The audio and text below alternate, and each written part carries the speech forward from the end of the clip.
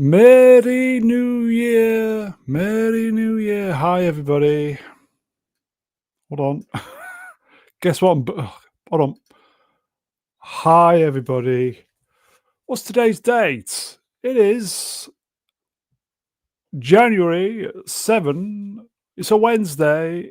It's the year of our Lord 2026. I am Leeds, and I trust each and every one of you is doing pretty good today. We are normal service has resumed, everybody. Can you believe it? We're back into it now. We're back into it. So should we get some guests up? Let's get some guests on. Okay, let's do this. Come on, Leeds. Come on, Leeds. First up, he's the wise elder of the channel. You know the rest. It is. He's muted. It is the Mega Geek in David Diaz.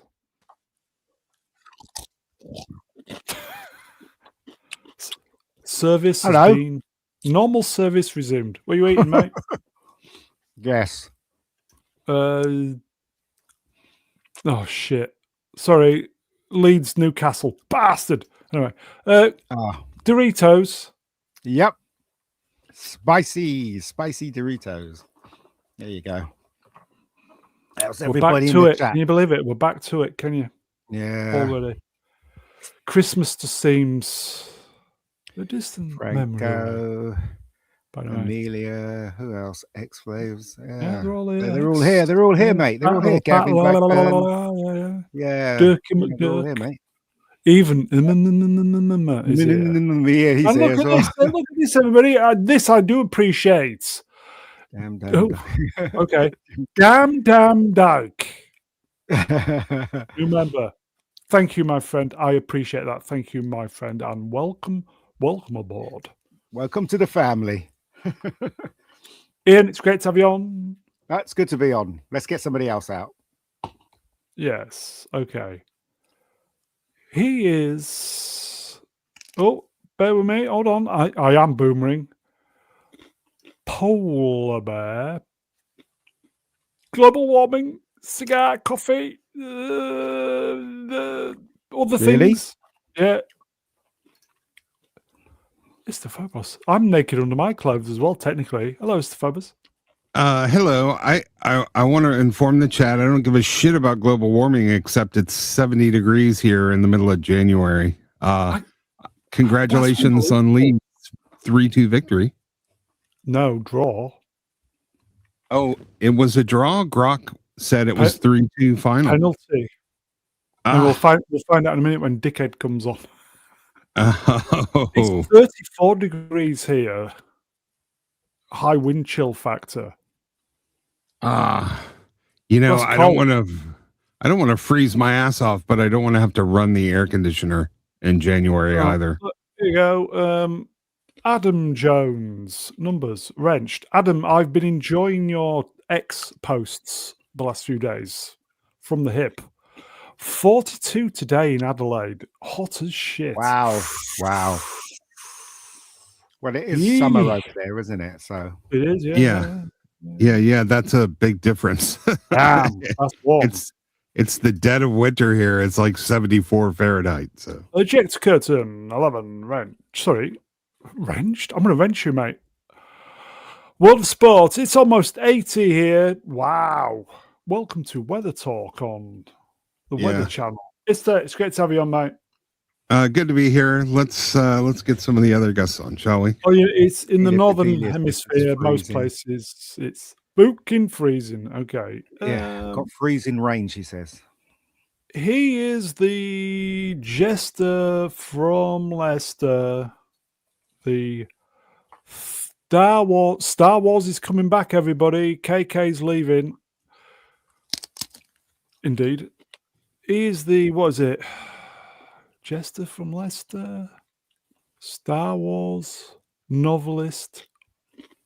Don't you know? Swappers. Hello, everybody. Yes, can you hear me okay? Yes. Hello.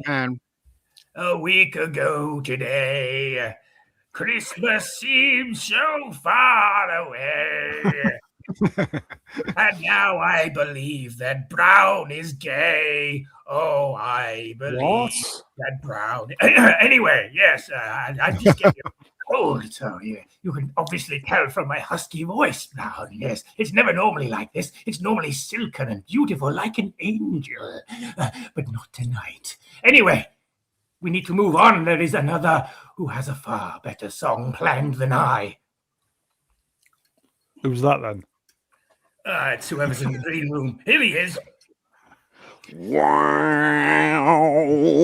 Try to be best, because you're only a man, and a man's got to learn to take it. Try to believe, though the going gets rough, that you're going to hang tough to make it. History repeats itself. Try and you'll succeed. Never doubt that you're the one, and you can have your trilogy. You're the best around. Nothing's gonna ever keep me down. I'm the best director. Nothing's gonna ever keep me down. Woo! Hello, man, babies. Bit of Joe Esposito for your horse. I love that song, I do. That one. Happy New Year. I hope you all had a lovely Christmas. Kathy's not going anywhere, and Ruin's getting his trilogy, so get used to it, folks. Question. So what is on. the score with, because obviously you opening your mouth has completely subverted my expectations of Leeds winning. So where are we at with Leeds now? I'm sat watching the football. I should be concentrating on the street. A fantastic game, by the way, Brownie. Leeds are winning 3-2. They got a late lead, and then honestly, Brown, don't watch match of the day because you got robbed. Newcastle were given a penalty for absolutely nothing, and it's now 3-3. But entertaining game. Unlike It's rigged. My lot, but anyway, it's results like that which can cost promotion and relegation places, isn't it? Well, there we go, Brown. You've been shafted harder than a prepubescent on the Epstein Island, but never mind. Let's not dwell on those things. Anyway, I had to come back tonight because some little dicky bird, is that the phrase, told me we're doing 1984, and I looked up the film list for 84, and oh my god, I've seen at least 3 of them, so I thought, oof. Isn't Dicky Bird a late cricket commentator, umpire? Oh, Dicky Bird, yeah. Showing your age there, Brian. Yeah, I'm sure he was from your neck of the woods as well. He was. I think he was from Barnsley. Barnsley! One for the kids there. There you go.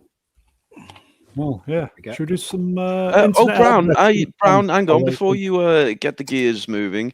You're not getting away with this one, Brown. The people demand it. You spent about 3 months doing Hot Hollywood Women. Don't even get there. When are we doing Hot Hollywood Men? The people demand it. So you could do Hot Hollywood Men if you want. Right. It's on the Ruin the Man Baby channel, folks. I'm going live next Wednesday night at 10 Yeah. You do that. Have a happy stream there, bud. Oh, don't worry, Mega Geek's already on it. He's all over it. I don't know, when do you want to do it? I feel like we should rest stuff. It almost feels like you don't want to venture into the territory of discussing hot men, Brown. I don't know. Look, Z's on to you, Brown. Another stream from Brown not happening. Z, if you want to come on, feel free, mate. First person who joins is the guest. Z's been waiting to do Blade Runner for the last 3 fucking years. Z, if you want to join, we've got 1 space available. Whoever gets it first. You got a super chat, by the way. Yeah. Yes. So Dave Filoni is going to share the head of Lucasfilm with Lin-Wen Brennan. So they're replacing 1 woman with 2 women. I don't really see the improvement. Well, they can't let a white male run Disney, can they? On their own? Well, there's no danger of that, dude. It's Dave Filoni. Is Dave Filoni gay, by the way? No, he's worse. Of course he isn't. So there you go. I mean, we've all seen Brokeback Mountain. Where do you think he gets that damn cowboy hat from? We know what's going on with Filoni. I can't quit you. Yeah. He only yeah. loves a fictional animated character. I don't know what you call that. Yeah, Sport. I've been waiting for the toy stream, which is also not happening as Christmas is over. What a waste! Oh, I know. We've got it. We will do it. Promise. I'm not going to. Next Christmasy. Well, is the toy Swappers stream worked going to very take? hard on that. Yeah, is the toy stream going to take months like the Hot Women, or is it just going to be one? What do you reckon, Swappers? It's probably going to be a 6-hour stream, that, yeah? It's going to be a couple of streams at least. I think there's so many to go over there. Yeah. Yeah. Are we voting on the best toys? No, there's just such a complete package that Swappers has produced that we the 6 hours stream there at least. Durkee has an interesting comment down there about Filoni. I think if you read it in the proper accent, Which yeah. is Apparently, Dave has a real purty mouth. okay. Let's do this 5-hour streaming coming. I feel. Yes. Chat Mega Spider-Man Wench 5 to all favorite Colin Farrell film and why? Ooh, he's testing us here, isn't he? Who's Colin Farrell? Oh, Just kidding. Minority Report. I'll have You to know say what he- In Bruges is the only one where he didn't annoy the hell out of me. But Penguin, it's not a Miami film. Vice. But you know, I give you a serious answer for once. What is the what's the movie that about the making of Mary Poppins? Mega Geek will know this. What? A No. recent movie last few years about the making of Mary Poppins. Oh, what was it called? Oh, Saving Mr. Saving Private Poppins. No, it was Saving Mrs. Something, wasn't it? Yes, it was. Child I And can't remember her name. Colin Farrell played Mrs. Poppins. the lady's Mary father, and he actually did a really good job. I'd like to change my answer to Ben Affleck's Daredevil because he played Bullseye in that. I even missed the Banks. That's it. That's it. That's the one. Did that have that British actress? I can't remember her name now. Oh my god, my brain. Emma Thompson. Emma Thompson. Yeah. she was in it. Yeah. Oh, Brown. I'm not even shitting you. Newcastle have scored in the 102nd you- minute. It's 4-3.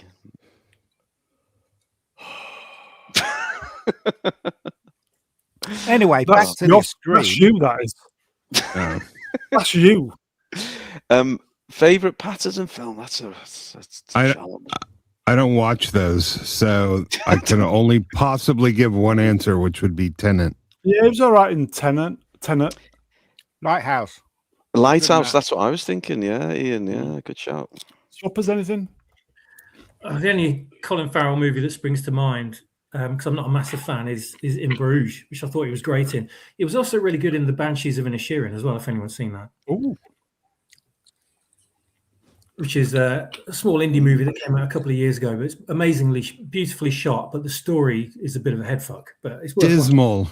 It's dismal. Pattinson. That's the only one. He I- can't act, that guy. He can't act. He's terrible. I don't think I've seen any of his films. Look at you. He was in The Batman because he was Batman. Yeah, Mega Yeah. Spider-Man 5 Thank you, my friend. Favorite Spock moment and why? Ruin? Favorite Spock moment? Favorite Spock moment? Well, you know I'm a big Trekkie, Brown. Yes, that's why I was Favorite straight to- Spock moments? I can obviously it's hard to narrow them down, but I'd probably go with the time that Captain Kirk bends him over and gives it to him while they're going through hyperspace. You know, that famous moments. Yeah. Anybody else?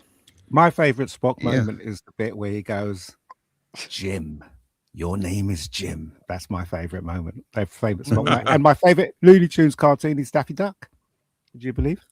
Very good. Anybody else? I like the episode where he was rooting Charles Bronson's wife in Star Trek. That was a good one.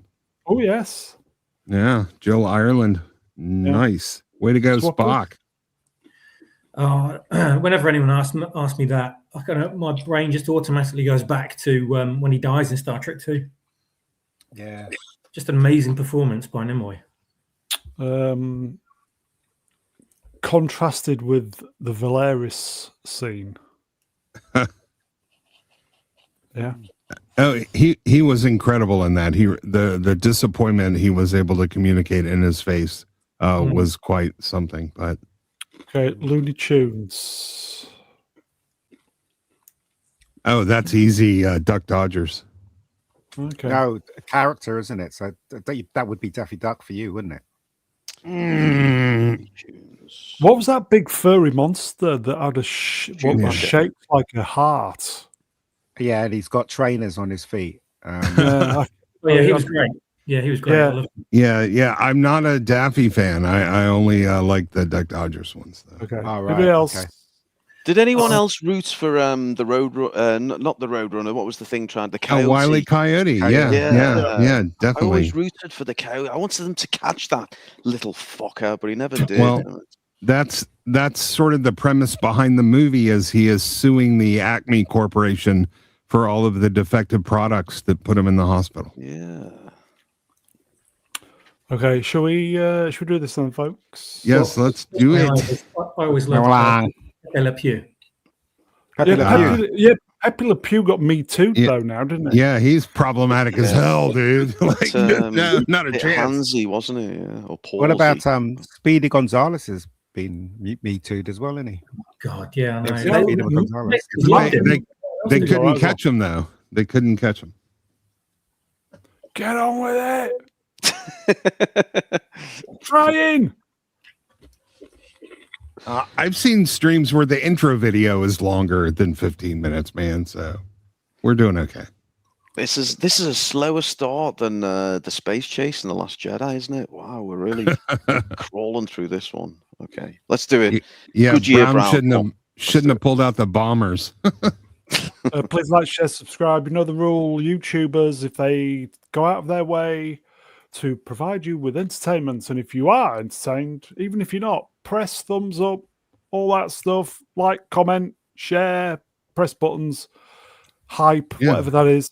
I think you do that on your phone later on. I don't know. That's very patriotic of you, Mr. Brown, for our country. Why have you got the Greenland flag in the background? Oh, because he'll go to jail if he puts the UK flag up. I've got a UK flag as well, but I just thought this looked okay for today. But anyway. Of course it does. Sexy. 1984. There you go. Yeah, it was a little bit of a clever move of them to release this in 1984. I mean, the book is important, but I wouldn't call it a fun read. And I wouldn't really call this an enjoyable movie, but it was sort of well made and faithful to the book, unlike Animal Farm. It's my shame I've never seen it. I've never seen this. I've got to confess. I'm going to surprise anyone. I have read the book though, so you know. Yeah. Point. If you're in a day and you're feeling way too good and you need to be depressed to the point where you're looking at your wrists, you can go watch this movie. Anybody else? Z, are you coming on? There's a space. Anybody? I have never seen this.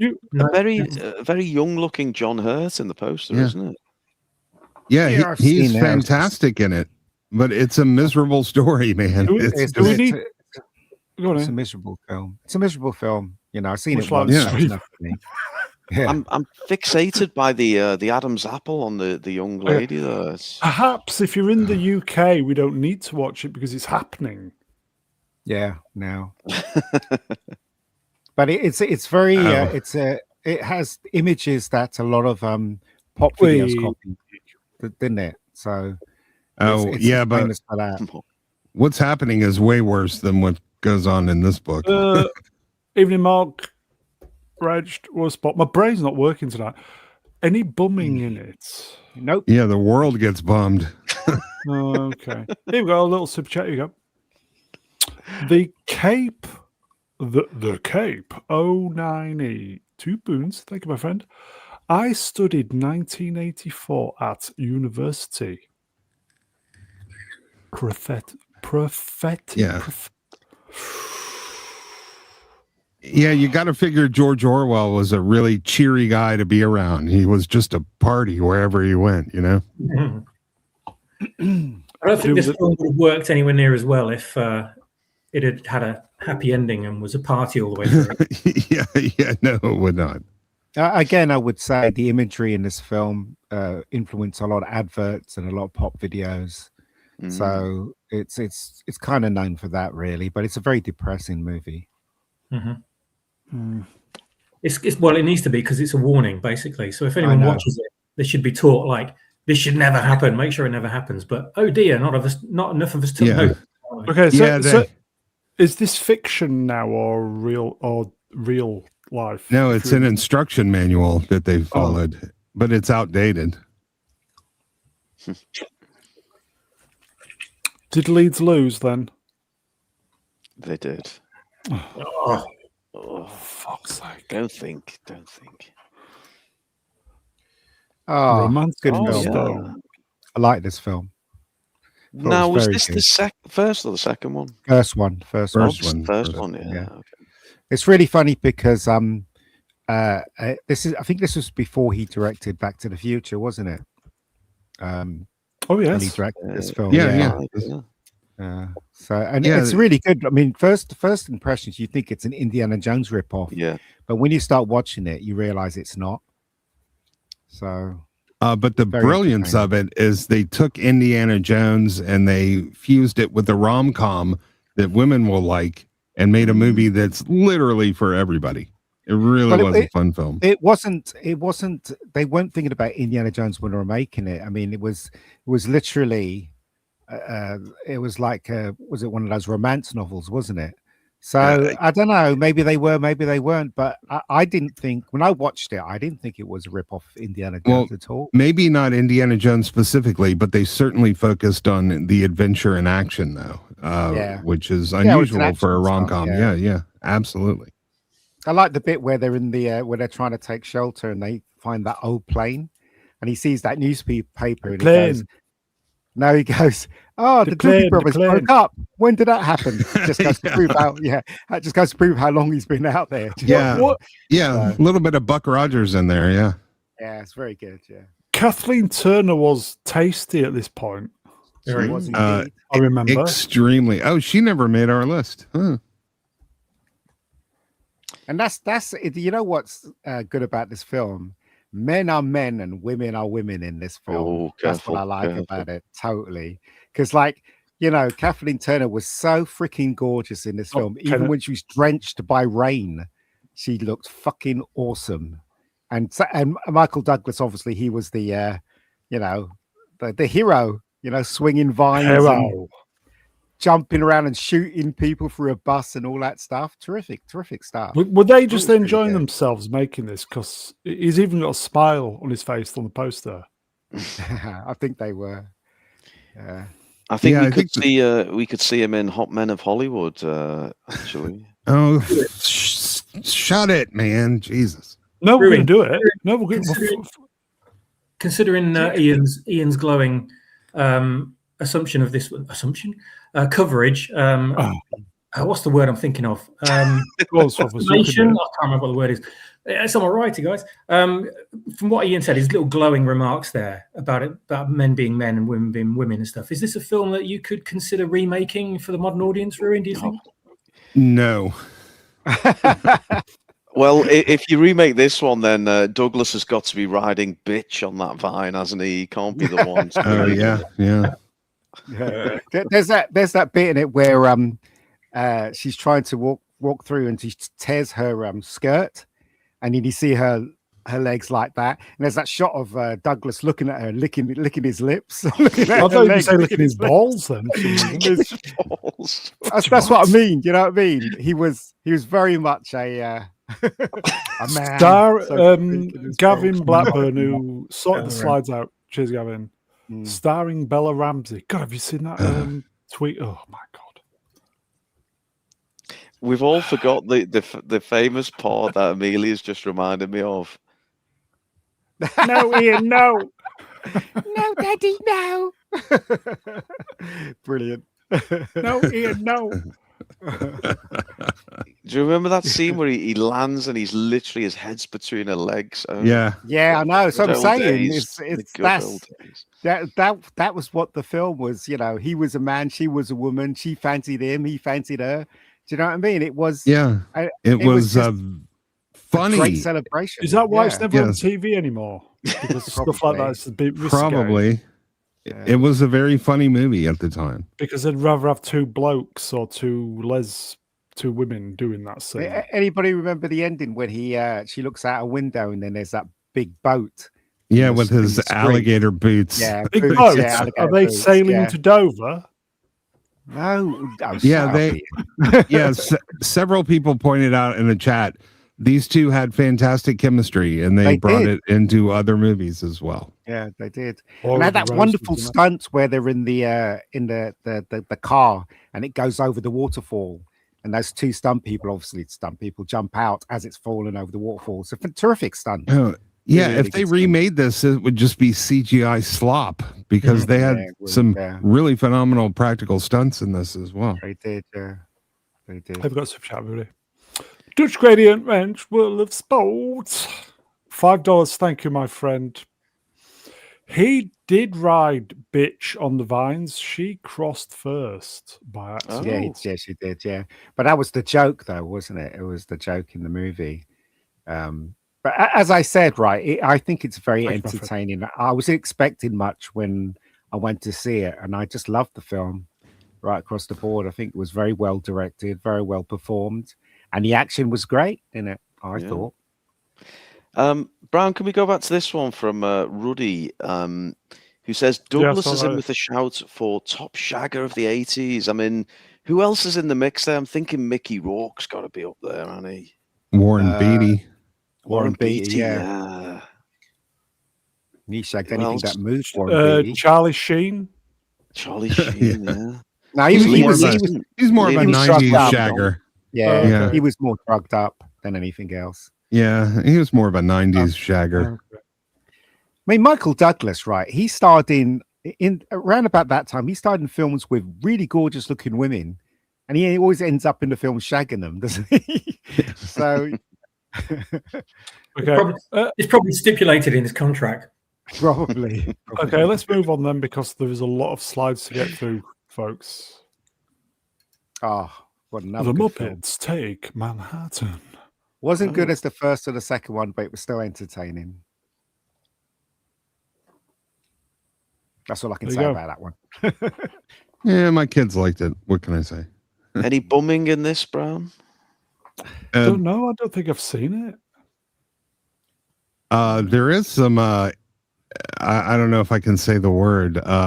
Different animals coming together that are not the same species, kind of thing. That's you mean pig and frog? Yeah. It sounds like a dish at a French restaurant. What's green got 5 fingers, smells of pork? Ah. Oh, God. I think they were losing their touch around about this time, the Muppets, because this one didn't take as much money as the other two. Yeah.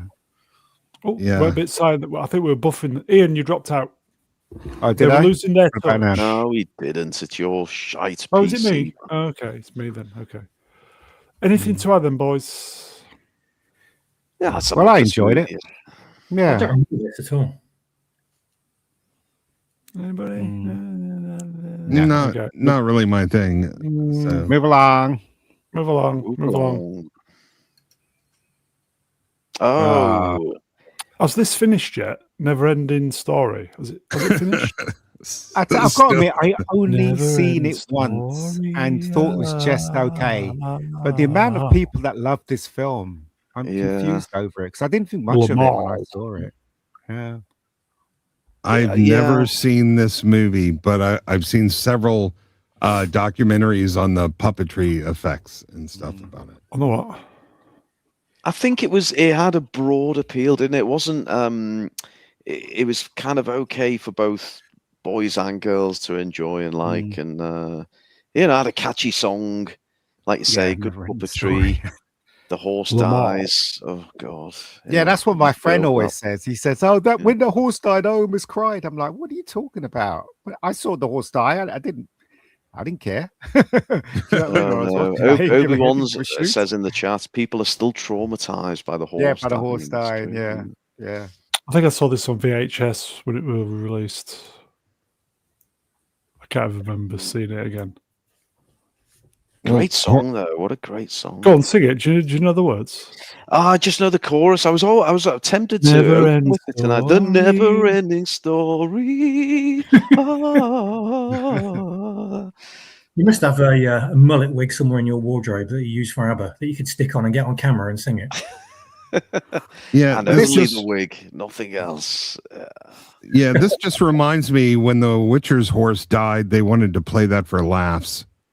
And this film wasn't an American film. It was a collaboration between, was it England and Sweden or something like that, or England Norway and or something? Or yeah. It wasn't an American film, was it? Or was it? I can't remember. It's very European, this film. Practical effects. It's a short but sweet little comment, and he's absolutely bob on, isn't he?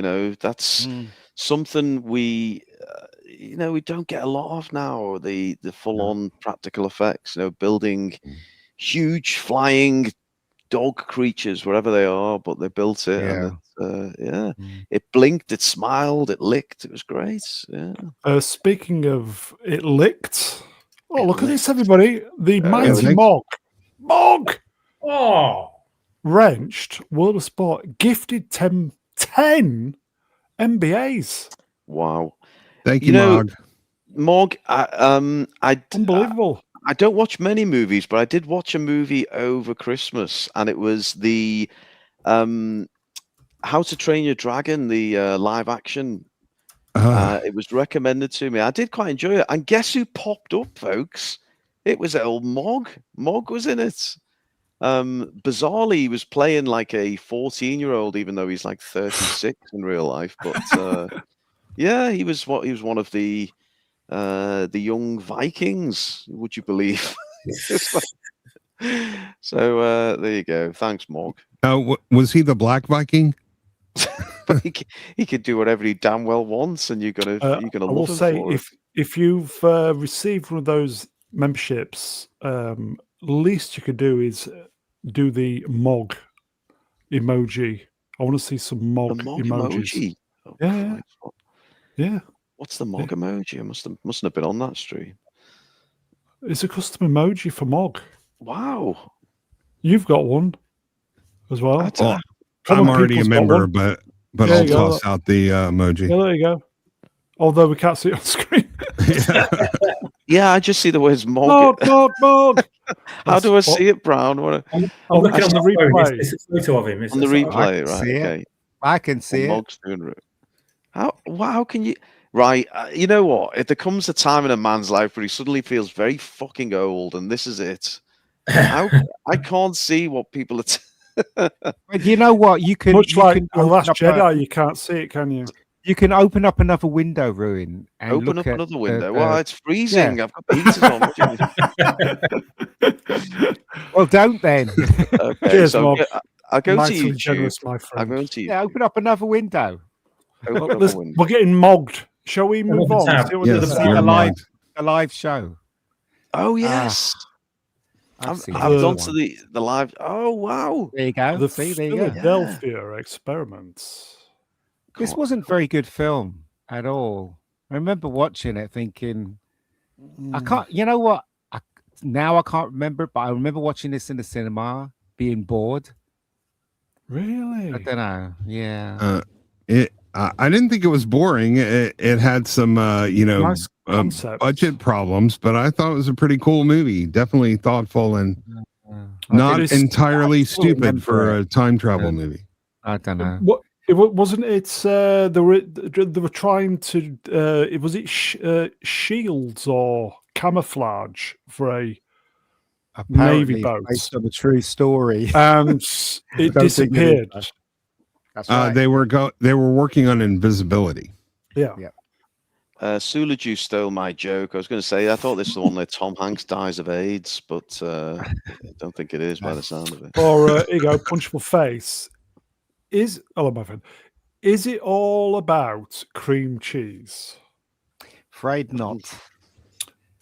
Yeah, it's where they're adding garlic to the recipe. You see, I don't know. I mean, as I said, I can't remember. Nancy Allen. I remember being in the cinema, being bored when I was watching it. Anyway. Okay, so it must have been rubbish then. Again. I quite liked it. I liked it. I think when we got the VHS, I taped tape to tape on the VHS. I think I liked this movie. You pirate. Arr. Arr. It Anybody makes else a watch good it? makes a good double feature with the final countdown, which will come out in 2 years. No, came out 4 years earlier, I think. Yeah, that's a great film. I love that film. All right, okay. Obviously, everybody's impressed. Let's move on then. Tightrope. Tightrope.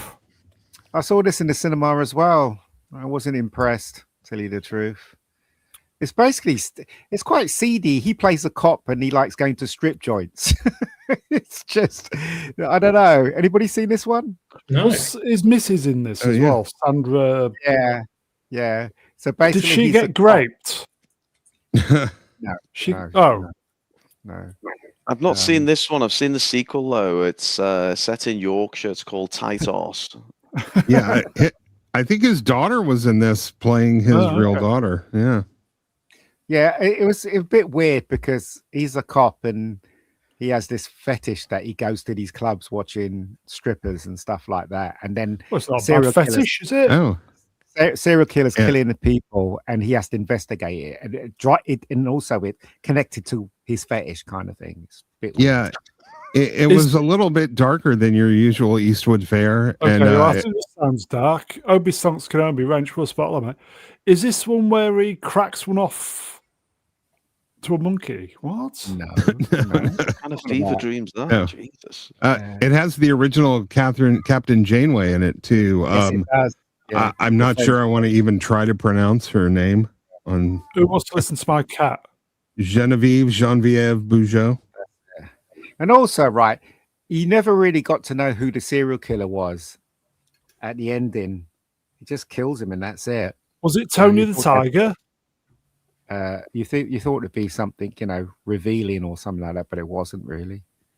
So it's a bit weird, but it was a Clint Eastwood film. Is it worth a watch? I think compared to what we get these days, yeah, definitely. God, I reckon if we revisited this, it'd be a masterpiece. Yeah, I don't know. It was all Yeah, right. it's not one that usually used to pop up a lot on cable or anything. But Bob Smith, the sequel. Cheers, mate. Appreciate that. Thank you. Shall we move on? Yeah. Yep. These were supposed to be the good movies as well.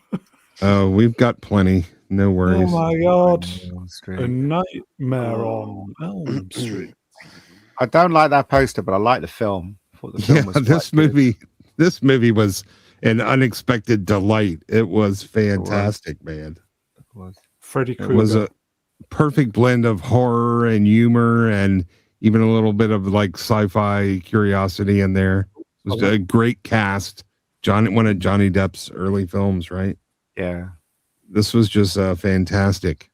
I think they did a sequel or something. Robert They did many. Ed Lund. Had he done V at this point? He would have done. I don't know. Yeah. Or was What's it on interesting? the same time, It's actually? interesting because it is a bit scary because it is you can't fall asleep. You fall asleep that You're spooked. Freddy will get you. Do you know Yeah. what I mean? It's just And this so much more a compelling bad guy monster than things like Friday the 13th and Halloween. Like this guy is interesting as hell, as evidenced by the number of pretty darn decent sequels. And Freddy Krueger has since become iconic.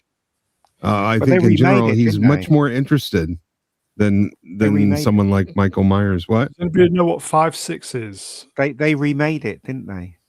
They without the guy who played Freddy, that with somebody else's. Oh, Robert Englund. Yeah, so they remade it, and it wasn't as good as. Of course, it wouldn't be. Yeah. 5, 6 is to slice off your dick. Yeah, I was gonna. Again, another movie so good. Tape it. VHS. 5, 6 gonna surgically alter and turn you into a vagina. Grab your crucifix on Storm Ranch, mate. I thought this was quite an original concept. This movie is pretty good. It was. Yeah, it was brilliant. 7, 8. Better stay up late.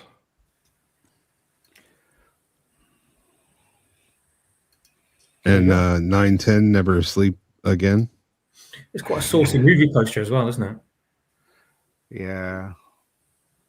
We've got another super chat here. Sorry, Swappers, I talked to you, mate. Sorry. When they could get away with that kind of thing. Indeed. Dutch Gradient, Wrenched, Willsport, $5. Thank you, my friend. Freddy was so hyper-focused on the children of his killers.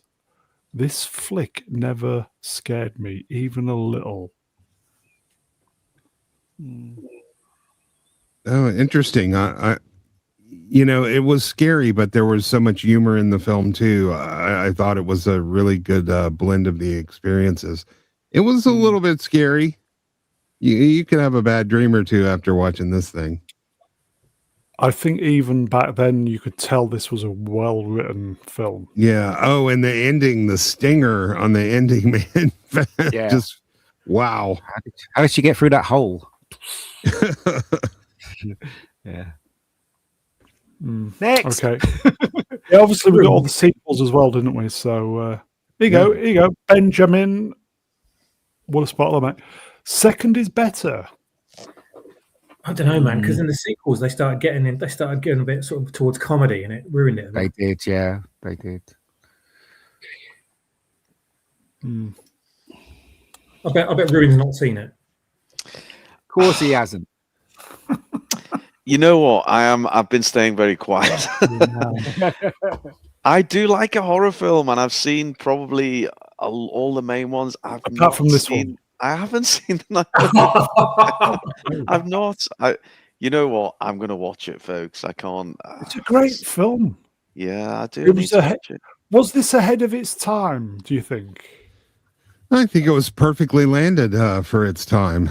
Again, as evidenced by its success and the sequels, and it really put him on the map. Yeah, original villain. The villain's very original. Ruin should watch it, mate.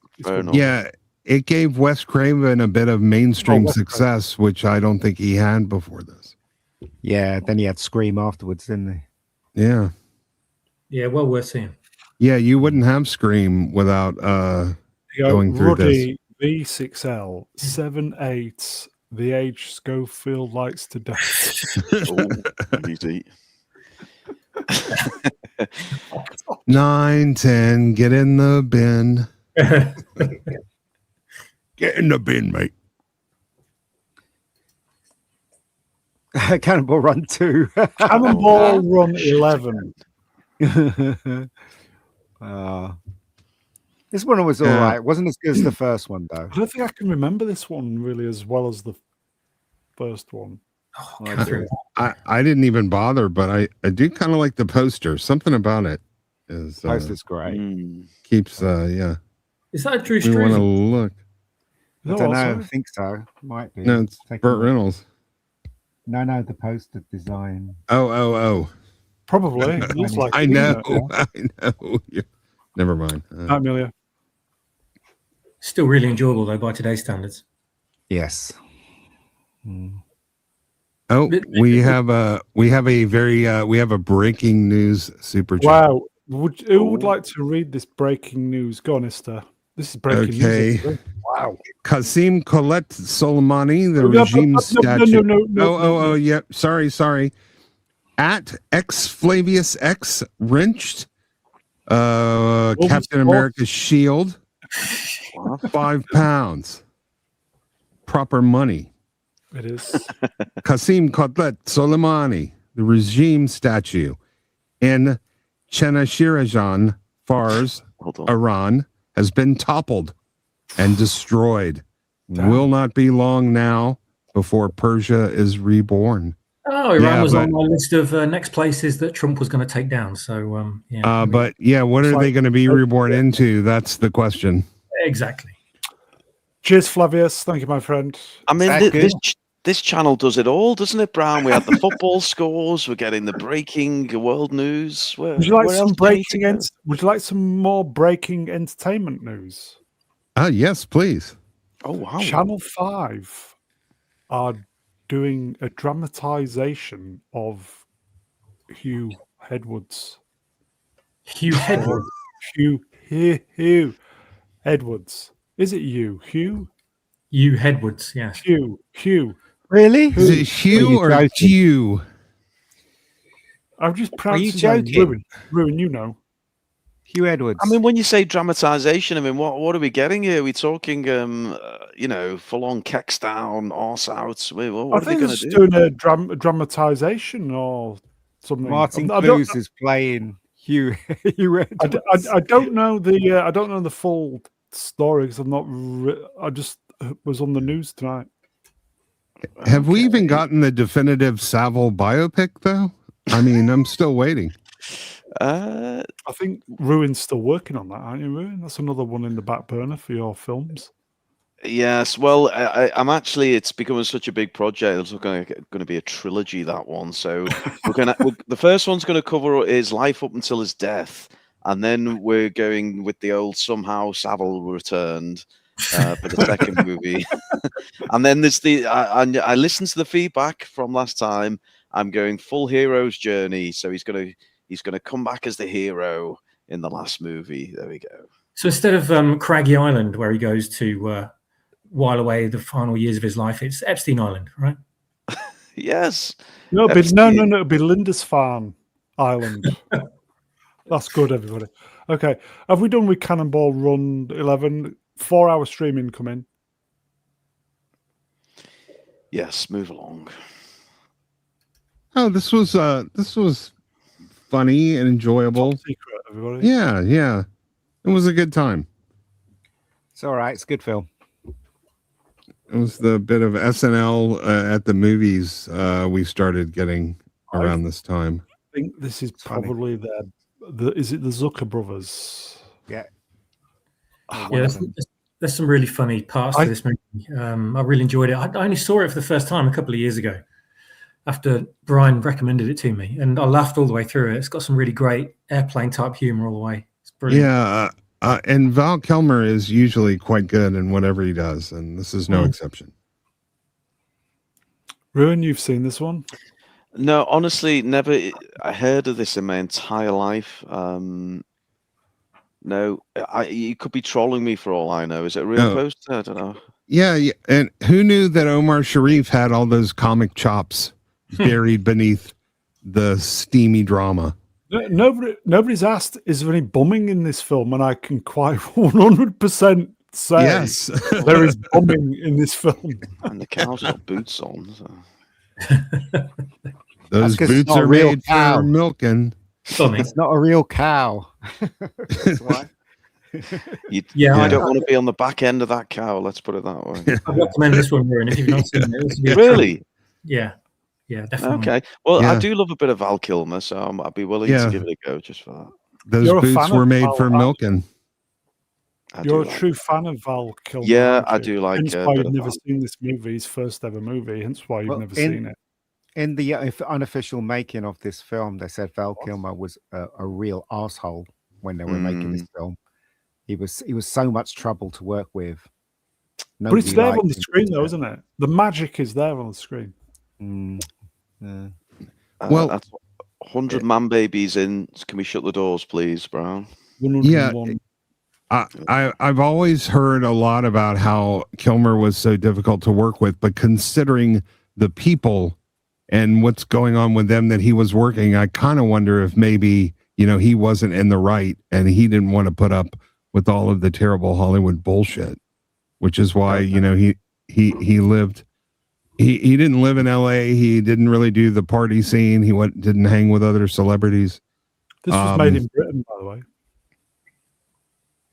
It was a British film made in Britain. Yeah. I'll warn you in advance, Ruin. The Peter Cushing scene is weird as hell, but it's very funny. You might have to watch it. Oh, okay. Genius. Yeah. Okay. I'm surprised I've not even heard of this one, but okay, it's on. It was top secret. That's why nobody. Oh, okay. My favorite joke or gag or whatever you want to call it scenario in the movie is when Val Kilmer's being tortured. He's being whipped, and he kind of passes out, and he has this dream. And I won't ruin it, but it's my favorite bit. I love that bit. Yeah, I'm just saying Hollywood is a town of perverted narcissistic assholes. So when they call someone an asshole, you just have to consider the source. Mm-hmm. Hey, we've got a super chat, everybody, and this is important. Yeah. Oh, sorry. Chat moved up. Dark Side Bob. 5 boons. Thank you, my friend. Breaking news. My cat has just coughed up a bollock-sized fur ball. Wow. I mean, Impressive. it's all relative. Whose bollock is he comparing it to? I mean, different sized bollocks, isn't there? Good point. Is it like a Rocky Mountain oyster bollock or one of your own? Yeah, one of my marbles. I mean, you never know. It messy, Bob? Sometimes if they've just been eating or something or drinking, it can be really messy. If you're really lucky, it's literally just the fur ball. But if you're not lucky, it's everything else. Which is anyway. Okay. Thank you, my friend. Oh, Marbles used to have numbers. Cat bollock size, like little, like Tic Tacs. Cow bollock. It was nasty. Oh dear. Did marbles used to have numbers, like the size? Or am I going mental? You're going mental. That's pool balls, Ian. No, marbles used to have sizes, didn't they? They're a lot bigger as well. Whatever. All right, here we go. Now we're cooking. Heat is on. Dun dun dun dun dun. No, wrong one. Down the street. This movie was hilarious. We went and saw it over and over again. I think 3 times. Very good. You keep those bananas, or I can't do the voice. It's a very funny movie. Serge. Very young when he did this film. Mm. Yeah. This was Bronson Pinchot's real breakout role, wasn't it? It was. Yeah. That scene. A lot of it was made up by, a lot of the dialogue was made up by Eddie Murphy, apparently. His dialogue, that is. Yeah, Benjamin Will Spot, forgive me, wore down the VHS on this. Yeah, we bought it. You know what always reminds me of this film is that stupid subtitle they put when they showed it on TV that said, "This is the TV version." Do you remember that? I always remember where it was as well. It was when the guy was walking towards the he was walking towards the van where Eddie Murphy was with the cigarettes, and he's walking towards it, and you see that title come up saying this film has been edited for TV. I'm like, why put that there? You know what I mean? But anyway. Well, go on, mate. You could tell it was the TV version whenever he used a swear word. Just a heads up for all the man babies. Don't ever sit on your car like he's sitting on his car there, because that's not his car. Well, yeah, but I tried this once on my old MGTF, trying to be all cool. I dented the fucking bonnet. The newer cars, well, as in I'm going back a little bit, but they're not made like the old cars. Those bonnets must have been about an inch thick, but or maybe it's just my fat arse. I don't know.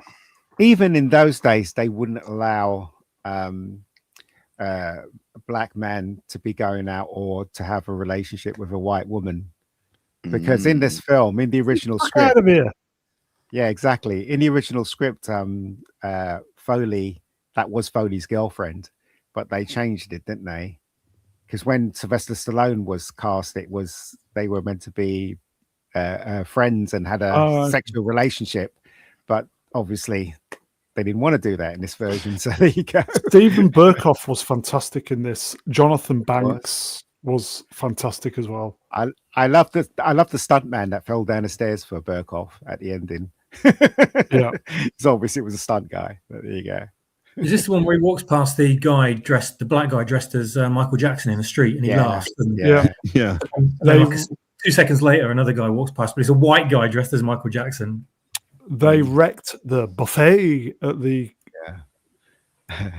Yeah, but by 1984, there were plenty of interracial relationships on film. I wonder if it wasn't more a chemistry issue.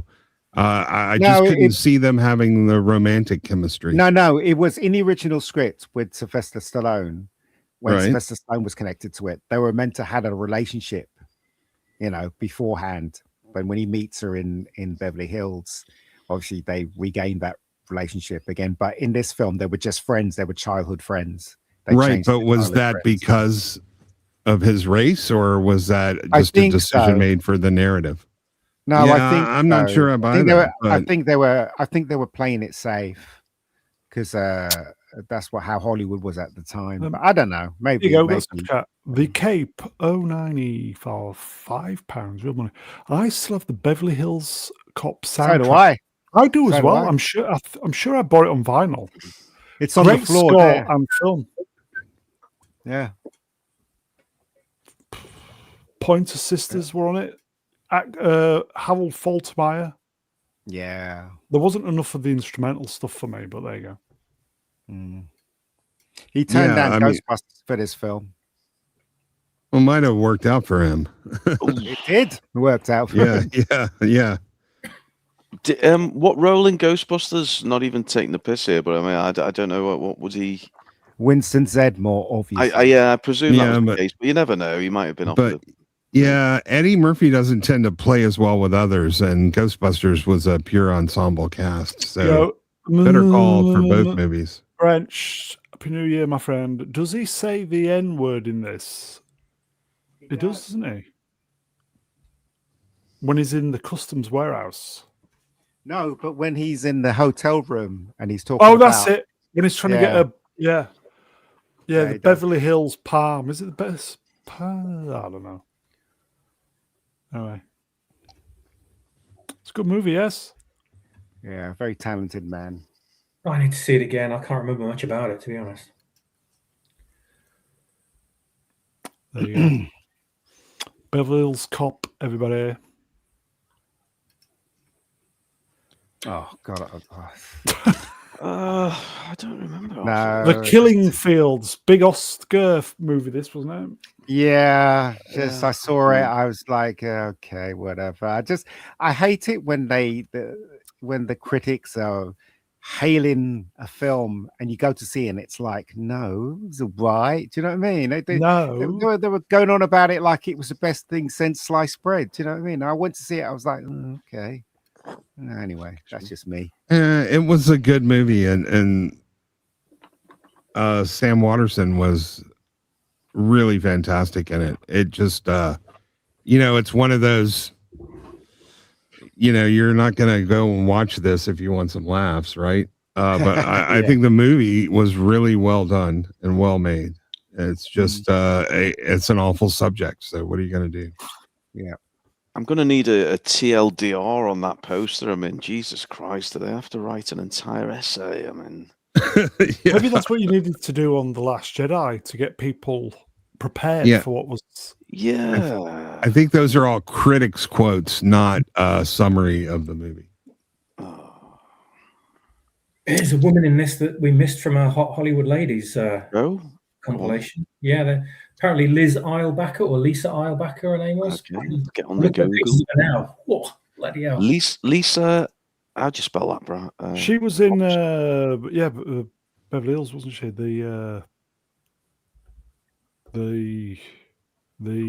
museum, the art gallery person, wasn't she? Was that her? Yeah, that's her. But she was also in something like that was her biggest role. But she was in something that was surprising. Like she was a child actress, Oh, she was one of the little girls in the Logan's Run TV series. Oh, yes. We need to do Threads. Appy's film is a TV film. Right. Oh, yeah, brilliant. I love the comedy. Okay, I think we've got some more supers. Should we do them? Wow. Yes. Okay. Dutch Gradients wrenched World Sport. Dudar. Wait, but Lucas and Max in the 80s. What? What? George Lucas? And Max. I think he's talking about Stranger Things, I think. I'm not sure. Oh, must be. I've never watched it. No spoilers. I've still got a few to go. I might be wrong. I don't know what he's talking about. Another one from mightily generous Dutch Gradient. Beyond generous, my friend. Thank you very much. I mean, it's only fake money, though, Brown. Don't get too excited. But it's still his money, though, isn't it? Wrenched World Sport, $5. The Winston role was much bigger when they wanted Eddie in it. Yeah, it was. It was huge. When he declined, they cut the role down. Oh, that is interesting. They did. Okay. They cut the role down because of because they had who's the guy that died? They had him in it as well, didn't they? Oh Jesus, who's the guy? That's a big role. Yeah. Which guy that died? The guy that was SNL. Harold Ramis? Harold Ramis. No. Oh Jesus, he was in Blues Brothers. John Belushi. Oh, yeah, when John Belushi died, the script got changed a bit. My favorite character in Ghostbusters, it's in the second movie. It's when they cast Tony Blair as the bad guy. I thought that was a bit of genius. That was it. I can't remember the second one. The guy in the big portrait. Okay, the Killing Stream. Yeah, it's the Carpath Vigo, the Carpathian, or Vigo. John Carpenter's Starman. Everybody, there's a starman waiting in the sky. Oh, so this was produced by Columbia Pictures, and Steven Spielberg obviously directed Close Encounters for Columbia Pictures, and afterwards he was like, Columbia, I got this idea called E.T. Will you put money into it? And at the same time, the script came across called Starman, and they were like, alien and a little boy, alien, male and a female. Yeah, they'll go for that. And so Columbia turned down Spielberg's E.T. and went for Starman. So the rest is history. There you go. I did like Starman, though. I thought it was it was a decent movie. Karen Allen was great. Gorgeous. There was a lot. I remember there was a lot of going on with the production of this too, but not your typical John Carpenter film. Yeah. Owen, you watched this one? No, not seen this one. No, I refuse to watch any movie with Karen Allen in it. Really? Why? Yeah. Why? Oh no obvious reason. It's just a principle. I just decided no Karen Allen movies for me. Okay, I think I've seen this probably a couple of times. I can't remember a lot about it. I just remember lots of driving for some reason. How was the second Indiana Jones movie, by the way? I've been dying to watch that. Yeah, he's like, I did what you did. Green go, red stop, yellow speed up. That's all I can remember is driving. And I remember that bit. Do you remember when they were in the cafeteria and she goes, you're supposed to eat that first and your pudding second? And he's like, why? Why can't I eat my pudding first before I eat the meal? Do you remember that scene? Yeah, but that was quite amusing. And I was like, yeah, he's got a point. Yeah, really, really great performance by Alan in this. It was a charming movie. It was, it's not really, it's science fiction, but not really. It's more. He leaves her with a baby, doesn't he? Yeah, who comes back and tries to destroy the world. Oh wait, that's Marvel. Never mind. Yeah. No. I know it's mixed. I was doing the Kurt Russell burying all the things that destroy the planet. So, yeah. It's just a sort of a romantic drama with a slight science fiction flavor, but. Swappers, You did said watch Alien and Kids, and I just kept thinking, is that Savile? What's going on? No. Swappers, seen this one? I think I have, but it was so long ago. Don't ask me what was going on in it. I probably walked in halfway through and was completely confused and only paid attention as part of it. So I need to go back and watch it. I've heard like a lot of good things about it though. You probably would have watched it on ITV same time I was watching it. It just goes to show how stupid Columbia is, right? They have this guy called Spielberg, and he made Close Encounters, and it saved their company from going down, right? Down. And he comes and he says, I've got this other project. And they go, no, fuck off. We're going to go with Starman. How stupid can you get? Yeah, hindsight, it's easy, but, No, but come I on. don't know. He Come made on, Jaws. come on. He made Jaws, which was like the biggest box office hit at that time. And then he makes Close Encounters, and it's another. Yeah. What, you're going to turn him down and turn him down? Which is ridiculous. How do you think the marketing guys at M&M's feel, you know? Yeah, exactly. Nobody had any idea E.T. was going to be that huge and capture the imagination. And on that the world. peanut Universal candy did. bombshell. Universal did. That's why they took it Or off. candy shell. Ooh. This film Yes. sucked, but Helen Slater is fucking gorgeous. Yes. And I heard there was an extended edition of this film 12 that was inches, supposed yeah. to make it make more sense. It did not, but she's still gorgeous. She is gorgeous.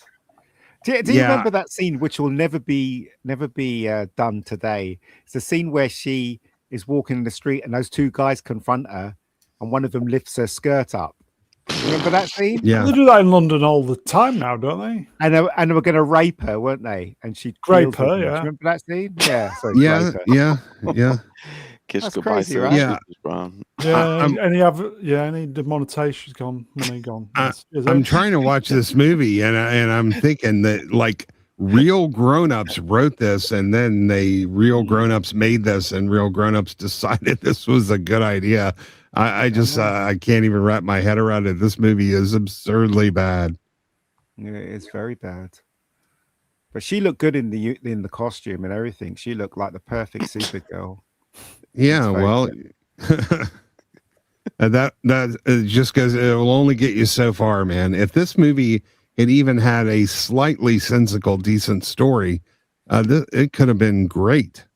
I don't know where they came up with what they ended up with on film. Never mind. I just remember it was being boring. You could tell it was low budget. No, it wasn't low budget. It had a decent budget. It's just the story was rubbish. Oh. Yeah, it looked low budget and it felt low budget, but yeah, the it was just bad. There was no continuity to the story. There was a lot of and then stuff's just happening. There's no backstory to the villains. They're just doing magic mumbo jumbo. Doesn't make any sense. There were no character threads. There was none of the cohesion of the plot threads coming together. It's almost like just a collection of random scenes, and you're like, "What the hell am I watching?" I agree. The wire work was terrific. Yeah, she was really good flying. Yeah. Super chats. The Capo 92 boons. The wire work was good. Mm. Well, yeah, the last time I tried to hang a pretty girl on wires, I got a visit from the local police. So. Okay. Should we move on then? Yeah. Just one of the. Oh, he's moved on. Twin Towers. Twin Towers on the post there, folks. Oh, yeah. Yeah. But anyway, let's get to the real deal. Oh, you're the best around. Nothing's gonna ever keep you down. Oh, fight wax on, wax off. You never stop. I'm not even shitting you. This is one of the best movies of the 80s. I don't care what anyone wants to say. It probably hit me at the right age, this one, but I did not karate, but jujitsu. But it had everything, didn't it? The old mentor, the wise old mentor, the young hero, the bad guys, the finishing move. It was just fucking brilliant. I loved it. The what? The fence painting, brilliant. The fence baiting, yes. Oh, yeah. The girlfriend with the big tits. Oh, I had the lot. Come on. Honestly, I'm not even shitting you. This is I watch it back, and honestly, it holds up. It's brilliant. And can we just give it a shout out? I know we're talking about movies in the 80s. One of the few franchises that has resurrected itself and actually done a decent job of it with Cobra Kai.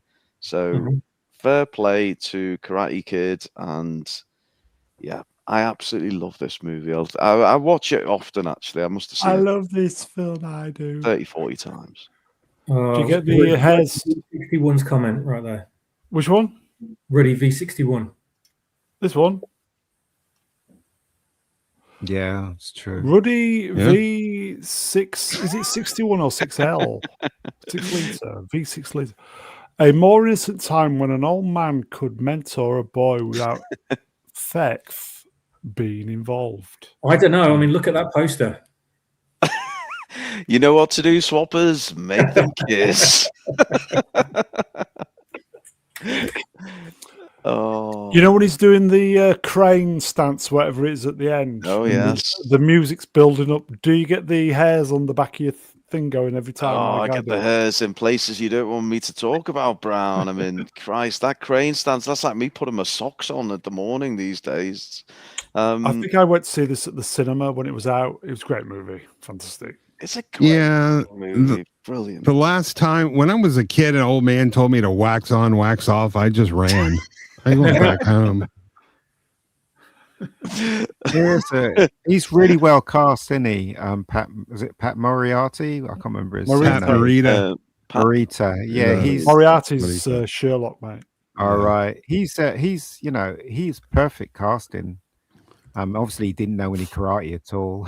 Oh, they could do a Karate Kid Sherlock crossover with Pat Moriarty as the villain. Pat Moriarty. Carlos Delfino, numbers 11. Mate. I've seen it once. Never felt the need to repeat the experience. No, I remember watching it on TV as well. They showed it on TV loads of times. It's a good film. Yeah, Johnny Lawrence was a bully, but he wasn't the worst. Like he wasn't the. He was sort of a follower of the bigger bullies. I remember this was released on the £10 VHS tape, so I had a little bit of money, Christmas money, and I think on Boxing Day, got on the moped, drove to Pontefract to buy this on. Fucking hell, what is this? Some kind of fever dream? What's? Yeah, this movie was not that big in Japan. I was surprised to find out when I went there. Oh, really? Was the second one bigger in Japan? Because they actually went to Japan, didn't they? In the second one. Yeah, and it had the song Boomerang, Tamlin Tomita, I think. Peter Cetera. Yeah, that was the second one. That was the second one. Yeah, I was also disappointed to find that fence painting and sanding down crap all day are not a legitimate training technique. Oh no! Did you find that out the hard way, Ista? Well, I did mostly kendo, so yeah. Peter Cetera, the glory of love. We did it all for love. Come on, fantastic! Chat, can you confirm was that Tamlin Tomita in Karate Kid 2? She is gorgeous. She was in the TV show as well, wasn't she? She made a guest star appearance in a TV show. I don't want to. She came back for the series as well, didn't she? That was it. Yeah, the series. Yeah, I don't want to. That's Karate Kid 2. This is Karate Kid. Yeah, if anyone's interested in a alternative view on Karate Kid, I think someone in the chat mentioned it. There's a very clever YouTube video. Sorry to point to other YouTube channels, Brown, but someone's done a bit of a take where they say Johnny did nothing wrong, and they actually do an edit to show Johnny was actually the good guy, not the bad guy, and it's very except he wasn't. I can't help but notice we had a very notable lack of Asian representation in our girl poll, and far be it for me to call myself a racist. I don't want to deny the pleasure from everybody else, but yeah, we might want to look at that next time. There you go. Crack it, everybody. Okay. The Last Starfighter. Yep. Yeah. Yep. Remember it? I absolutely love the film. Yeah, this was an amazing movie for computer CGI nerds at the time, man. This was a phenomenal, groundbreaking film. It was all in right. terms of visual effects. It was all right. It just didn't have that killer instinct to take it up to greatness. There was something lacking for me. It was close. Yeah. Yeah, I agree. There was something that just couldn't push it over the top. Yeah. There was nothing wrong. What's his name? Peter, the main guy who played Alex. He's typically like a nerdy lawyer type in all of his subsequent roles, but there was nothing wrong with his casting, but he just didn't have the leading man energy either. It was a good concept, though, wasn't it? The whole idea that if you play a computer game and you absolutely nail it, you could be, the chosen one. Lance Guest. There you go. We could all relate to that, couldn't we? Yeah. Well, and it turned out to now we have Predator drone pilots in the Army. So yeah. Robert Preston was Centauri, the car driver. Yeah, I don't think this was low budget, but it still ended up having a bit of a low budget feel, partly because of the CGI was so primitive. It was groundbreaking, but if you were just a regular person going to check it out, it certainly didn't look polished when you compared it to something like Star Wars. What's the connection with Halloween? Flannel shirt. Halloween the movie. Anybody know the connection? Yeah, I'm not saying movies it. From the 80s. You've heard of Halloween the movie? Yeah, of course. The guy who directed this movie, Nick Castle, didn't he play Michael Myers? He was Michael Myers. I didn't know that. I might be wrong, but I'm sure that's correct. Yeah. Wow. There you go. Killed that. Dream killer. Yeah, maybe it was just. Sorry, folks. I fucked that one. Sorry, folks. Yeah, the movie might have just been too much of a nerd fantasy to take, to really hit popular mainstream. It just. No, you're right, Ian. You're right. Absolutely right. The guy who played the bad guy in Halloween, he directed this film. Wow. Yeah, Nick Castle. Absolutely right. Yes. Yeah. Also, a little known thing is that the people that did the visual effects for this film, they went to George Lucas when he was going to make Star Wars, and they showed him bits, but it wasn't fully developed, and so Lucas decided that he didn't want to go with them. So there you go. All right, let's move along. Okay, I'm sucking the life out of this stream. I'm bringing the factoids, and I'm killing it. Put the Leeds result behind you, Brown. Don't worry about it. You that. I've never seen it. Come on, this isn't a real film. I was alive in '84. I don't The remember. Adventures of Buckaroo Banzai. It's not my goddamn planet, monkey boy. Is that RoboCop? Who's playing this guy? Yeah, RoboCop. Yeah, is it? Yeah. It is him. Right. Shit. Never seen it. I mean, it's fun. It's fun. It's ridiculous. It's absurd, but it actually has a plot. You can follow it. It actually makes sense. It's a bit of a silly thing, but it's quite fun. And man, what a cast. You've got John Lithgow. You've got Peter Weller, Jeff Goldblum. What's his name? Klingon got Christopher Lloyd. This movie is really good fun for science fiction nerds and probably nobody else. Wow. Silence. I know. Silence Alliance. Why don't we see these? Why do they just repeat the same old shit on the TV? Why don't they show some of these kind of movies? Well, you'd never watch them anyway, so what's the point? Oh, I've seen a few, Brown. Not today. They and can't do today because obviously. Sorry, carry Not on. PC, is it? yeah, a bunch of reggae Rasta space aliens from another dimension come to save the Earth. It's a very diverse movie, man. It's fun. Okay, Solid Storm Ranch. Because it's shit. I've never seen it. I've never seen it. I've seen the porn version, The Adventures of Buckaroo Bumseye. That was a good one. I've seen it. It's quirky. Yeah, it's absolutely. It's been a long time since I've seen it though. Probably. Yeah, they took a quirk and they turned it into an entire movie with all of the ridiculous sort of fan service that sci-fi nerds wanted. Rock band. Does he play in a rock band? Yes, he does. Yeah. And he's a brain surgeon and a crime fighter, you know, science patrol kind of thing. I mean, it's just ridiculous. Be a homework. Possibly. What do we think? I don't think you have your true nerd card unless you've seen this movie. Okay. Yeah, Dr. Peter Well, everybody. Let's move on then. This is definitely a 4-hour stream. 2010. Yeah. Now this was a banger. I think it suffered from being understandable, unlike the first one. So, but this is a fantastic movie. Yeah, everybody knows how I feel about this movie. I love this movie. I think I do as well. 2001, in my opinion. So fucking good, this movie. So good. Love this film.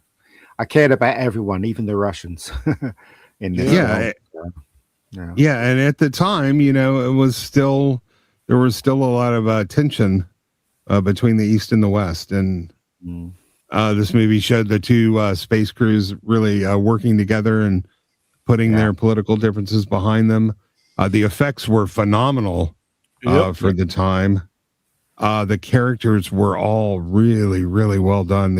You know, again, John Lithgow in this, right on the heels of Buckaroo Banzai.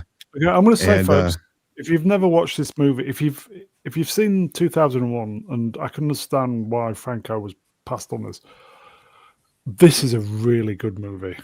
Yeah, and if you have questions about 2001, you just may well find them answered in this movie. You can even they cast in with Bob Balaban, who was the great Hal, was really inspiring because he really did act like Hal, didn't he? In that film? Yeah, Balaban was follow this movie without even watching 2001. Yeah, Balaban was amazing in this movie. He was brilliant.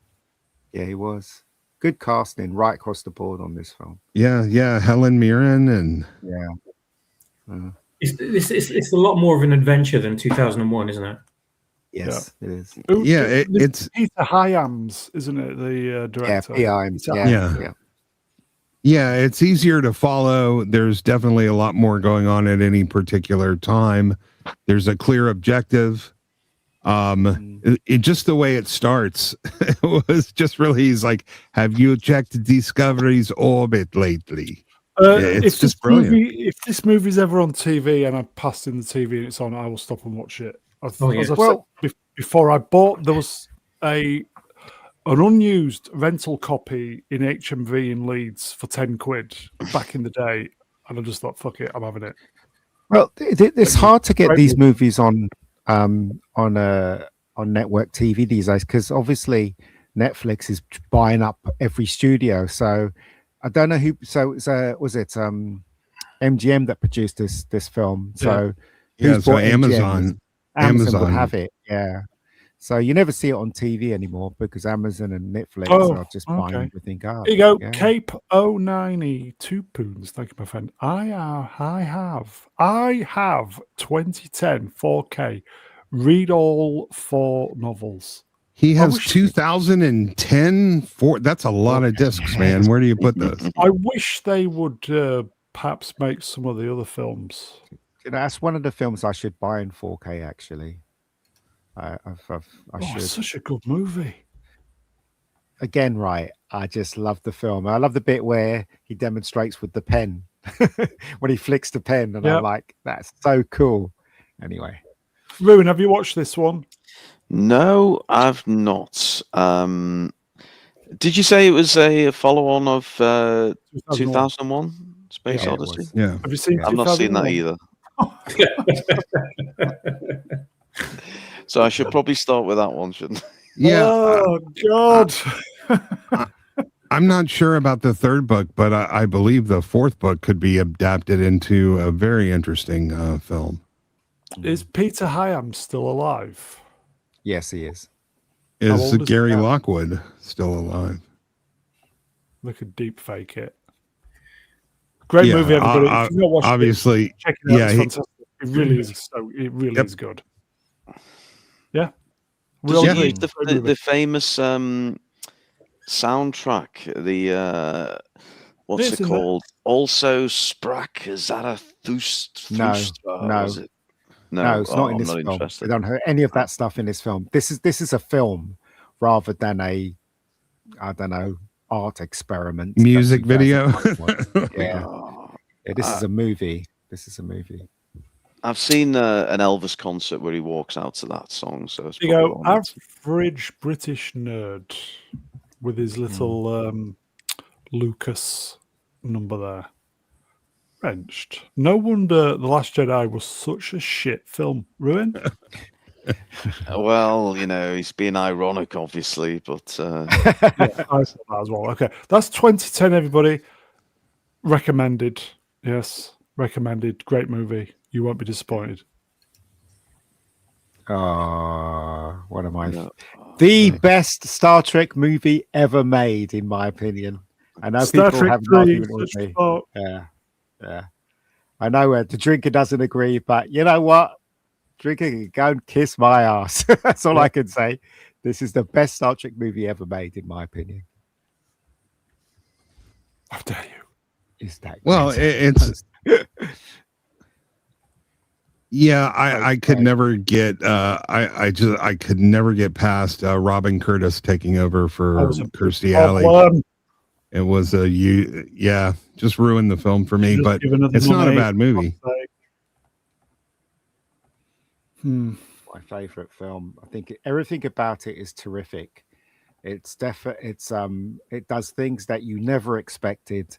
As I said, I went to watch this film cold. I didn't know what the film was about. Usually you used to read, Starburst and stuff and find out what the plot is, but I never knew anything. I went in there cold and I was shocked when the Enterprise got blown up. I was shocked when Kirk's son got killed. It was just fantastic when they stole the Enterprise. I just love this film. Everything about it is great. in my opinion. There's a story in Leonard Nimoy. The studio really didn't want him to cast Christopher Lloyd as Commander Krug. And they said, well, he's a TV actor. And Nimoy goes, yeah, may I remind you that I was also a TV actor. And he saw something in Lloyd and it ended up being perfect casting. But Dutch Wrench was about $2. My friend. Who wants to do the line? give me Genesis. That's the wrong line. You Klingon bastard. You Klingon bastard. You've killed my son. Fucking Eek. Shatner. You It's terrific. Klingon bastard, you killed my son. Son. Even that bit where he goes, "There's no one on board, but the computer is talking," and he goes, "Let me hear." And it's going 5, 4, 3, 2, 1. Get out of there. Brilliant, Get out. absolutely brilliant. I mean, I was extremely shocked in the theater when David got killed. That just sort of came out of nowhere. Yeah. I don't think anybody was expecting I was shocked when the Enterprise got killed as well. Yeah, As a so was I. teenage Yeah. boy watching this for the first time at the movie, because me and my mate went to see, they were doing Star Trek the Motion Picture 2 and 3 as a special on release just before it was released. So amazing. Yeah, that was heart-wrenching to see the Enterprise. So they actually blew up the model twice. And the first one was too fast and too all antimatter explosion. They made them do it again, and they saved the other explosion for one of the other movies. I love the bit where he's kicking the Klingon in the face, and he's going, "I have had Hold on. enough of you." Brilliant. What you mean stuff. like this? Hold on. Go on. Kevin Blackburn. Yep, managed like to- that, yeah. I have had enough of you. Fantastic. Absolutely. Yeah, and Kirk tried to save the Klingon even though he'd killed his son. Yeah, he did. He did. Wow. yeah, and we would be remiss if we didn't mention there was a little dubious post-pubescent action in here between Sapphic and Spock that we're not exactly sure what went on, but she may well have been carrying his baby. Yeah. Here we got another super chat. Here you go. The Cape 09E 2 pounds real money. Thank you, my friend. Bought all 6 OG film 4K last year. Incredible. Damn. I just think this film is the climax to The Star Trek bollocks. 2. It really is. It really, obviously it's a continuation, and I think this film is just really, really great. But the real climax is Star Trek 4 because all 3 of them are sort of one continuous story, 2, 3, and 4. Yeah, I guess. But Star Trek 4 was a different tone, wasn't it? I guess you're right. I don't know. Okay, I've read this wrong. Apparently, Dutch Gradient Ranch Will Sport, $2. You Klingon son, you killed my bastard. Still a great line, It's though. very well directed as well by Leonard Nimoy. Incredibly well directed. So obviously he wanted to make a statement about him being a director, and he did a really good job, as far as I'm concerned. Swap as you're quiet. I love it. I love this movie. The only thing I don't like is, like Esther said, I just don't like Kirstie Alley being replaced. It is jarring. It is really jarring. It's hard to get past that, but if you can, yeah, it's such a great film. Really is. Perfectly enjoyable all the way through. Yeah, it wasn't just a different actress. Her approach to the character was completely different. It was, yeah. And I love Savick so much, man. Why can you just never have? Why is it so difficult to just have something that's just perfect? Yeah. Agent. Money. Yeah, Money. There's always money in the end. There's always. And even the visual effects in that film were just absolutely top notch, especially when it's seen in the Enterprise. It's Space really Dock, yeah. First time I've seen Space Dock, yeah. Yeah, really, I mean, really cool. it opens up with stakes, like that wow, this guy is serious because he just killed his girlfriend out in the middle of cold dead space. It was definitely, it's definitely a good film. Like I don't see how you can call yourself a Star Trek fan if you've not at least seen it. But all of these OG movies are so much better than any of the garbage we got from the TMG cast. Those were just vegan awful steaks. films. Vegan steaks. It's the film is about friendship, though, isn't it? I mean, Captain Kirk, he gambled everything to save his best friend. Everything from his son to the spirit of his best friend. I mean, obviously, yeah. But as I said, he was lucky that he got regenerated by the planet. But it's a great ending as well when he turns up and he gets his memory back and he says, "Jim, your name is Jim," and it's just brilliant. Yeah. The whole film is such a great movie. This movie is everything The Last Jedi isn't. Yeah, well, that's why you need Star Trek 4, because Spock really doesn't come back until the 4th one. They save his body, but they really don't get him back until the 4th movie, which is why that one's so much fun. Mm-hmm. Yeah, came back for me. Yeah. It's a shame. I might watch it again this week. I love this film. We should review it again. We've reviewed it on the channel. Would you be up for it doing it again, Ian? Oh man, yeah, I love Star Trek 3. Search for Spock is really good. Okay, shall we move on then? On this film. Yes. Do it. What's next? Never heard of it. Okay, Ruin. What's this? Ruin, have you seen this one? I have seen this one, yeah. Although, let me see. Hang on, which one's this? This is the first one, isn't it? So Mhm. confusingly, well, not totally confusingly, but I ended up watching when I was at school. Terminator 2 was like the big movie that was released. So I ended up watching Terminator 2 first, and obviously missed. Had to go back later on, many years later, and kind of backfill. But yeah, I mean. Look, it's Arnie, isn't it? It's Arnie at his finest, really. I mean, that's quite clever what they did. He's obviously the bad guy in this one, and they kind of reinvent him for the second one. Yeah, good movies, and almost like he was born for this role. Okay, so you watched Terminator 2 first. I watched Terminator 2 first. So what were you Yeah. expecting when you saw this then? What? What were you expecting when you saw the Terminator then? Well, I obviously watching You never do it Terminator. easy though, do you? No, it was slightly confusing. I got the hang of it by the end.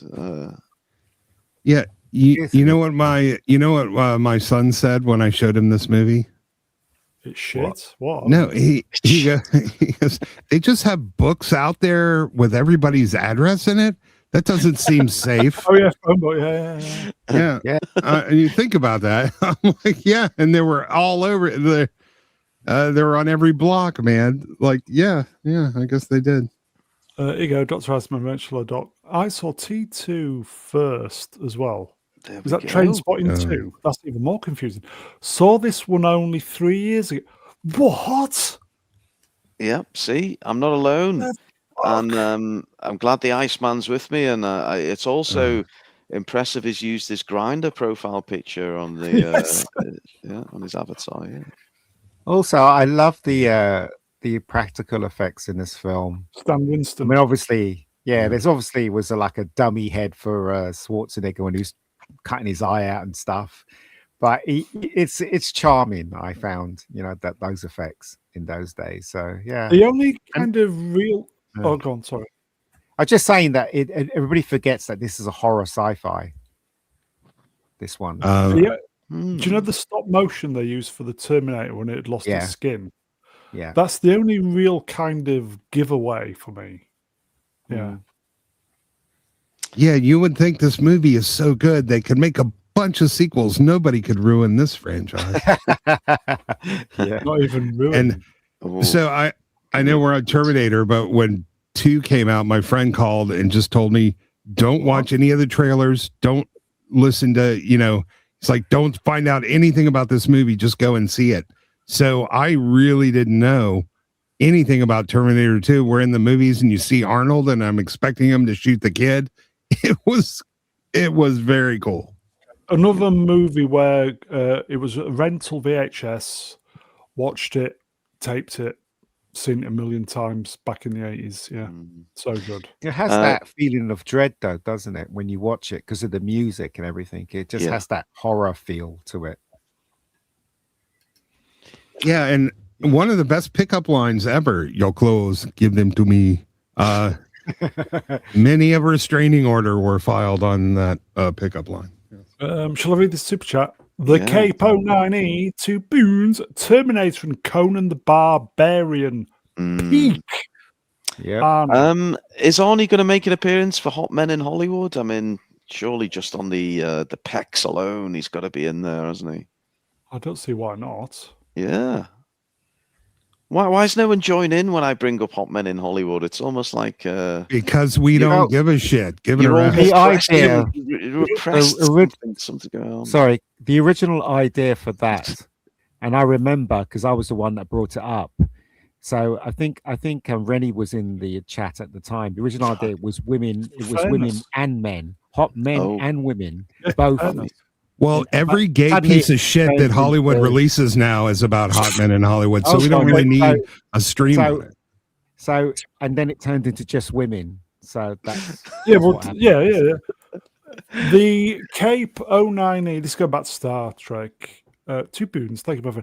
James Horner's score hits hard. Amazing. Does the third one's amazing. Yeah.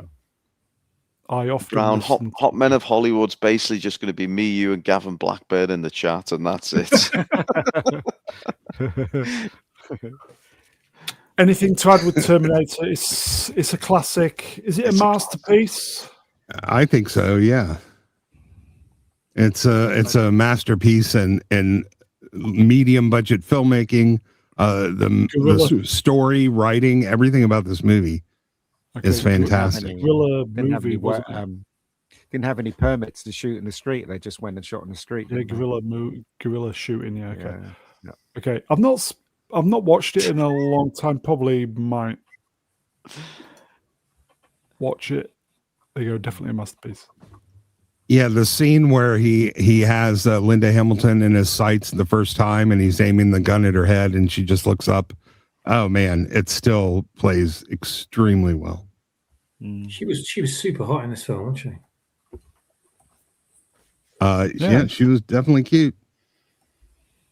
She was a different kind of hot in the sequel. Yeah. Did you like the waitress outfit, Swappers, when the ice cream goes down the? Hello. Okay, that's Terminator. Everybody, we all know it's good. It's amazing. Unbelievable. I did like this. Very funny. Police Academy. Yeah, I want to point out, so all these good movies that we saw and laughed and had fun. So when you see the movies that might not have been quite up to snuff, that's what we were watching in between all the amazing movies.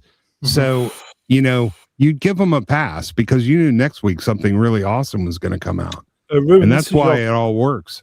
Ruin, this is your favorite scene, isn't it? The Blue Oyster Bar. Yeah, I mean, Oh, I love their song "Don't Fear the Reaper."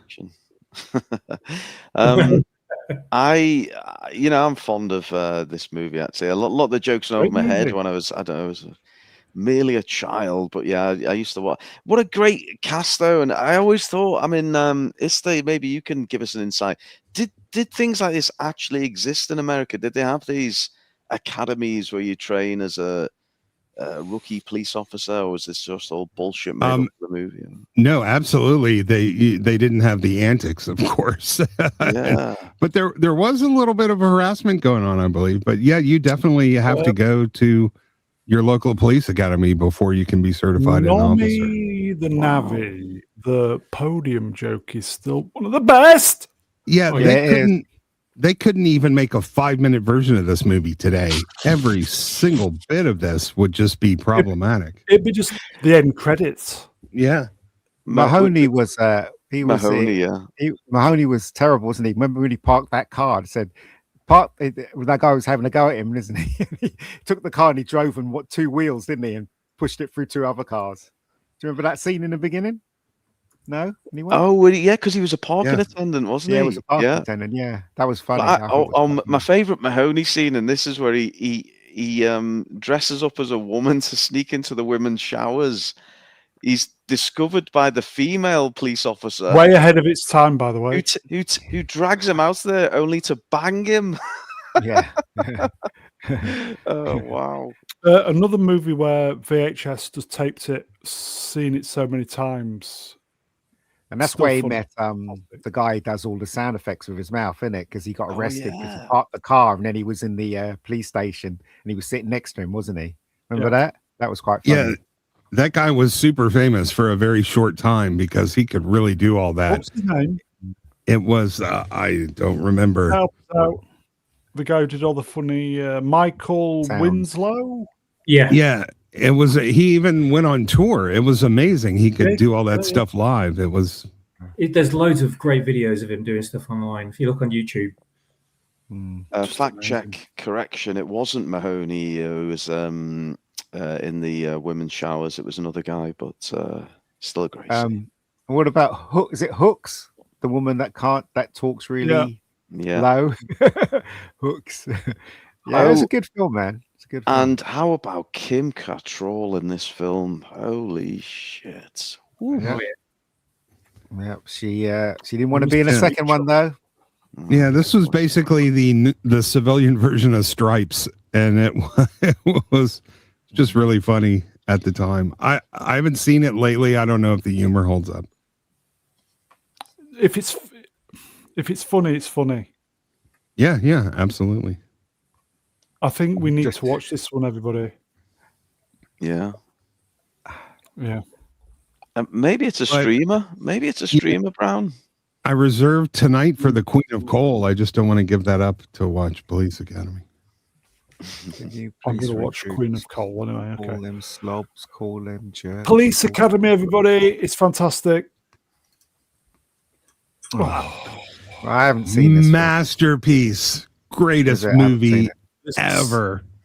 Ian, you've never call yourself a filmmaker, Ian? Never seen it. Fuck, never seen it. I mean, Ian, you have to watch this movie. Yeah, number one homework, man. Did they make a sequel to this? Recently? Yes, recently. But in the interim, on the DVD release, they had a commentary track where they, in character, 20 years later, were commenting on the original movie as if they were the real guys 20 years later, and it was hilarious. You can watch the film again just with the commentary on, and you get a different movie. Rest in peace, Rob Reiner. This movie is brilliant, and they really played their music. They played their instruments. They sort of have their own band. I think they went on tour a couple times. Yep. He's actually in this, Rob Reiner, isn't he? If I remember right. Yes, he is. Yeah, he's. I'm quite surprised that the guy that played Saul's brother was in this. Better Call Saul. Oh, Michael McKean. No, Michael McKean. He's one of them, isn't he? Yeah. That's Lenny from Lenny and Squiggy from Laverne and Shirley. Yeah. Yeah, they were all from that same Chicago Second City Saturday Night Live crowd of comedy people that Harry Shearer. Still, he's been doing The Simpsons, for 35 years? This is a masterpiece, isn't it? Yeah, absolutely. It's still funny. I probably watch this once every 6 months. Being in watch, though, I had to watch this one, obviously. So, yeah. Yeah. Even my band, we used to cover Big Bottom. Talk about and flaps. My girl's got them. Stonehenge with a T. That's the thing. When Rob Reiner died, you saw all these memes of a grave with a little tiny Stonehenge on it. Saying recipes. It was funny. It wasn't mean spirited. It was definitely done with affection. Who would have thought that he would have died that way? And Gene Hackman would have died that way as well. It's weird, isn't it? Yeah. What do you think? Yeah. Oh, this was going to be a mess too. I don't know what's going on with but he's got like the super lawyer guy that got Karen Reed off, and oh no, I don't know how he's paying for it or if the guy's doing pro bono or what, but they're going to turn this whole thing into a circus and drag half of Hollywood that was at that party into it. It's going to be messy. Swappers, anything to add? Not really. I didn't see this film until quite a few years after its release, and it's because my dad was watching it, and he had a friend around there both watching it and laughing at the TV, and I was like sitting there playing with Lego trying to get the jokes and just not having a clue because there's no laugh track or anything. So back then, as a little kid, it goes straight over your head, But I did actually giggle at the piano scene where Nigel Tufnell's sitting there with the documentary maker, and he plays him that sort of nice little beautiful ditty on the keyboard. He said, "This is what I'm just beginning to write at the moment. I've only got this far." And he plays him the tinkles the keyboard, and then he says, "Oh, that's beautiful. What's that called?" He says, "Lick My Love Pump." It's a great movie, everybody. If you've if you've not watched This Is Spinal Tap, go out of your way to watch it. It's so good. Yeah, it was a great date movie. If she was laughing, you knew you were going to have a good night. Yeah, really good movie. If she's still laughing when you take your pants off, then it's probably not going to be such a good night. There's a spiritual sequel to this. There you go. Homework. Is there? Absolutely. Well, I said spiritual is Walk Hard, the Dewey Cox story. Oh, yeah. Equally as brilliant and musically even more sophisticated. Wow. Yeah. Move on then. Once Upon a Time in America. Yeah, man. This was the shit when it came out. I feel like I might have seen it, but I can't remember a damn thing about it. Can someone enlighten me? Who was in it? If not, obviously it's there on screen. I can't see it. Well, I mean, it was Robert De Niro, Joe Pesci, James Woods. Right. It's you're Jennifer Connelly, the winner of our Hot Women contest, was also I think in I've this never movie. seen it then. Indeed. I've only seen it once. I don't think I've seen it. Yeah, it's a bit in the car where he grapes someone. It's Sergio Leone, for God's sake, man. It's like just one of the epic crime stories of the 80s. I don't know. Maybe I need to watch it again. Yeah, I think it was Leone's last film, actually, before he died, wasn't it? Don't know. There you go. It's based on a... Oh, no, not my favorite Sergio Leone. The film looks beautiful, though. It really does. Yeah, and the story it's based on a autobiographical book. Is it nearly 4 hours, or is it the stream 4 hours, or both? I think maybe both. I remember I haven't seen it in a long time. I do think it's pretty long. Ennio Morricone did the music. It was trying to be, trying to beat The Godfather, I think, mostly. Well, no, because it was a different kind. I don't agree with that whatsoever. This was definitely a lower level, crime drama. Yeah, but it was still a crime thing, and it was, you could tell. Well, anyway, it's just my opinion. Are you going to say every crime movie is trying to be The Godfather? That's not what I'm saying. Okay, that's what I'm easy, ladies. Here you go, Adam Obviously Jones. Right. Why do I keep saying Ren? She's full of spot. Is Jennifer coming on to receive her award? Perhaps I should go out of my way and say you won Hot. I phoned her yesterday. So she was coming on. Yeah. Okay. 3 hours 49 apparently. Okay. If anything, this is more like Goodfellas, I think, than The Godfather. It covers young kids in the slums of New York as they're growing up, trying to work for bootleggers and mafia bosses, and a lot of just at its core, though, like Cassia, man, it's a movie about friends. Okay, let's move on. I like Goodfellas. Goodfellas is a great movie. I don't think we can get these finished tonight. Oh no! Is it June? June, or is it Dune? I don't know. I didn't mind this movie when I first saw it. I don't know. Looking at it now, it's a bit rubbish. But when I first saw it, I thought it was all right, And that's fine. I hated this movie when it came out, and now I really have learned to appreciate it. I'm having the exact opposite experience of Ian. The book is one of my favorite books of all time, so I'm going to be a little bit critical of any adaptation. That's the reason why I differ from you, because I've never read the book. So yeah. I think the best version of this remains the Sci-Fi Channel miniseries adaptation, which was somewhere around 2000. They really did the book justice. But if you look, so it took me a while to judge the movie on its own terms, and there was actually some phenomenal practical effects techniques used in this movie that you've never seen anywhere else. It's really quite amazing. On one of the scenes where they're showing the landing hangar and the ships, they went to the top of the stadium, top of a baseball stadium, and they built the set, and they shot through the set all the way onto the ground, where they built another set with people walking around. So when the camera is shooting through, the people all look tiny underneath the spaceship, which is right up close to the camera. Yeah. It's amazing some of the stuff they came up with to make this. Wrenched. Watch the Spice Diver 3-hour cut on YouTube. Could you post a link to that? Yeah, you can actually get that on 4K on disc too. It's definitely. They even finished. They did a few special effects.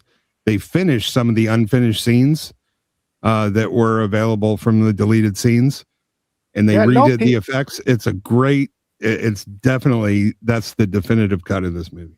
There's a lot of people doing that now on YouTube. They take a film that the effect wasn't so good and they redo them. Like, if you see the effect one for Star Trek 5, the William Shatner directed Star Trek film, there's one redone most of the effects, the bad effects. Have you seen it? You can look it up. Is that the Leaving Space Dock one you're talking about? Yeah, that one, and also when he's falling. Remember in the beginning where he's climbing and he falls, and he redid that as well. Yeah, pretty cool. They actually created a couple of scenes from scratch for the Spice Diver cut. Oh, wow. There you go. The Cape 09E, £5. Thank you, my friend. Been very generous this evening. Thank you, my friend. Big Lynch fan. Love this film creatively, despite Lynch not liking it. Well, they ran out of money. He never got to finish it. And that's one of the purposes of the Spice Diver cut, to try to extend it to where it was supposed to end.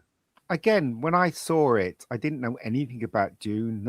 I never read the novel, never read the anything about it. I just went to see it and I just thought it was all right after I thought seeing it. So I never realized how important it was to people, the actual novel itself. And yeah, and a young Jean-Luc Picard is funny because he always looks old no matter how young he is. Even in Excalibur, he already looked like he was 50. But are you available to read a mightily generous super chat, please? Okay, give me 1 second. I got to grab my glasses. The Dutch Gradient one? Yep. Okay. At Dutch_Gradient, wrenched. Captain Black Falcon shield. At number 2 in the chat for $10, almost proper money. Oh Christ, no! The sci-fi version had those stupid hats. They did. Every desert scene looked like it was on a 10x10 stage, and John Hurt's dead reading of "They tried to take the life of my son" was horrible. I don't disagree with any of that, but it's still captured. Considering the low budget they had, it really captured the spirit and the expanse of the book, which just wasn't done in either of the two film adaptations. I agree, man. The hats were freaking ridiculous, and they definitely suffered from budget. Anna Nielsen, 1243. How does this compare to this stylized dunk? What? Oh, well, you actually have a man playing Paul instead of a twink. I think that, I think Villeneuve read the book and didn't understand it, and he hates dialogue anyway. So he just sort of put into visuals what he thought the book was about, and he missed the mark on everything. Do you know what it reminds me of, this film? It reminds me of, you ever watch Jesus Christ, that BBC version of I forget it, my mind's gone blank, but just the effects in this film reminds me of some of the stuff they did on the BBC for sci-fi stuff, you know what I mean? The shields, that's what it reminded me of. The shields of the suits, they were all hand drawn, optical effects. They were. Yeah, is Swapper's just sort of waiting in his man cave to throw up those slides that are appropriate to that? Like, I can just see it. Almost here. Yeah, he just wants to get this stream totally Hitchhiker's Guide. That's what I was going to say. When you watch the Hitchhiker's Guide to the Galaxy, the BBC version, they were trying so hard to do some really good effects with very little money. And this is, when I watch this film, it reminds me of that. Obviously they couldn't do some of the stuff that was apparently in the novel, but they did their best with the little time, I guess, that they had. So, yeah. Ruin, anything to add? Absolutely fabulous movie. Never seen it. Fuck me. Okay, that's June. Or is it Dune? The original. Conan. Oh, now we're talking. Okay, so Ruin said, "Oh, now we're talking." Ruin, have you seen it? Yes, I have seen it. I was can't remember it. no, I think I was fair old plastered. It was about 2 or 3 in the morning a few Christmases ago. I was pissed out my mind. It was on TV. Arnie's walking around looking like a fucking Greek god. I do believe someone was getting banged at some point, or was I dreaming at that point? I don't know. There's all kinds going on. It didn't seem much of a story, but as a visual, it was remarkable. Yeah. I'm just impressed they managed to fit so much testosterone because film's flat. It doesn't hold a lot, man. This movie is just, this movie is pretty epic. Ruin, go watch some films. Does he die in the end? Yeah. And this really is Arnie at peak form, man. I mean, the guy just looked like a giant in the film. Yeah, I mean, Jesus, he's on the good stuff, isn't he? Wow. Fantastic. Yeah, he's the anti-Chalamet. He's as far away from a twink as you could possibly get. Just one observation on the post, though. He appears to be gripping the blade above the pommel. Yeah, wouldn't he cut his hand off?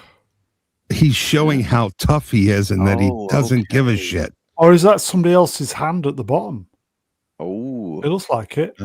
Yeah, Sandal Bergman. She's actually way at the bottom. That's the old reach around. Yeah. Oh yes, that's a good spot. That Ruin. Yeah, and I have to say, man, there are very few movie villains as absolutely creepy and terrifying as James Earl Jones was in this film. He was a masterful performance. Oh, is this the wrong poster? Wrong poster. That's Conan the Destroyer. Yeah. Oh, is it? Brown. That's Gavin. Gavin, you fucked it up. Oh, wait, is it the wrong poster or the wrong movie? Are we talking about the first Conan? This is Conan the Destroyer. Oh, okay. No, I think it's the right poster. I'm talking about the wrong freaking movie. This is the second one. This is the second movie. Yeah. Okay. What? Well, you know, I Conan the Destroyer. Welcome to professionalism on the Professionalism Alliance. Well, welcome to Vision Issues on Mr. Brown's Alliance. Welcome the word, it's so tiny. I couldn't see the thing, man. I thought we already covered Conan. Oh, yeah, here you go as well. Yes, let's not forget the Cape 09E 2 poons. Thank you, my friend. Basil Poldoris theme soundtrack, wasn't it, for this? KP09E it's almost like he's at Vegas just putting $2 coins in the slot every 10 or 15 minutes or so, isn't he? He's having a good old time. We appreciate it though, don't we? Hopefully it'll pay out before too long. I won't bank on it. Anything to add then, swappers, before we move on? No, I was too young to watch this one. Way too young. I think I saw it being played at a mate's house once, or we were playing with Star Wars toys. I think someone had it on in the background somewhere, but I just remember sort of looking up occasionally going, I don't know what this is about. Oh, someone's having sex. And then we carried on playing. And that was it. That's all I remember. Yeah, maybe if you go back and watch it. We would have hired the VHS, but I don't think we taped this one. I think this was a kind of a one and doneer for me. But Conan Destroyer. Okay, yeah, I was not as much of a fan of the second one. Pat Roach, does he feature in one of these movies? Probably. Oh, he features in this one, doesn't he? Oh, no, he doesn't. Jesus, that's a Nostradamus work there. No, he doesn't, does he? Not in this one. Later than 1984. It was the first one. Temple of Doom. Well, Great film. Great film. Saw this 20 times in the cinema. And I'm not joking, I 20 times. what? I saw it 20 times. I Seriously? loved it so much. 20 Yeah. time. 20 time in. Used to cost 50p to go to the cinema in those days, especially around where I lived. And I loved it so much, I went to see it 20 times. Wow. Is that the film you've seen the most at the cinema then, Mega? No, that's James Gunn's Superman. Yeah, it's James Gunn's Superman. No, I think I saw Close Encounters 30 times, I think. Jesus. Yeah, because I love Close Encounters. Hardcore, Yeah, this is definitely the most divisive of the Indiana Jones movies, though. That's why I loved it so much. I think I loved it because it was. Oh, so you're a TLJ fan then, huh? No, I just think it didn't try to copy the first one, which was fantastic, and it was a complete separate adventure because you can see the connection. It's a prequel, isn't it? Yeah. But you can see the connection between the third one and the first one, but this one's standalone. And it's just, I just found it exhilarating right across the board from the beginning to the end. It kind of sags in the middle, but when it gets going again, it just keeps going. I just loved it. Yeah, KK's in this as well. So yeah, Ruin, you love this one, don't you? I do. I love all the Indiana Jones. Well, I say all of them. The original three. Yeah, I'm kind of with Mega on this. I know everyone says Raiders is the pinnacle, but I really like this one. I like this one as well. Yeah, someone else in the chat said that opening sequence is absolute banger. Yeah, what an opening! And I mean, I love the mine cart chase scene. And you like miners? Did you say? Well, don't quote me. I mean, I even laughed in the cinema where they were eating when they're having the meal and there was monkey brains.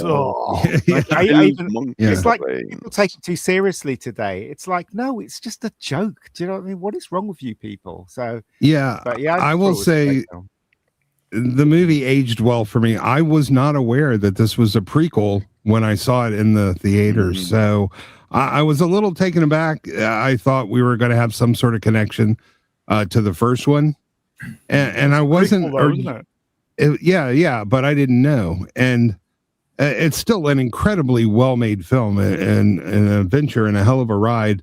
And it's aged well for me. I enjoy this movie much more now than I did at the time. I think there are some errors in the film in relation to Raiders. But the thing is, though, like for instance, right, it's Fortune and Glory, right? In this film, Indiana Jones was only interested in the money that he was going to get for the artifact.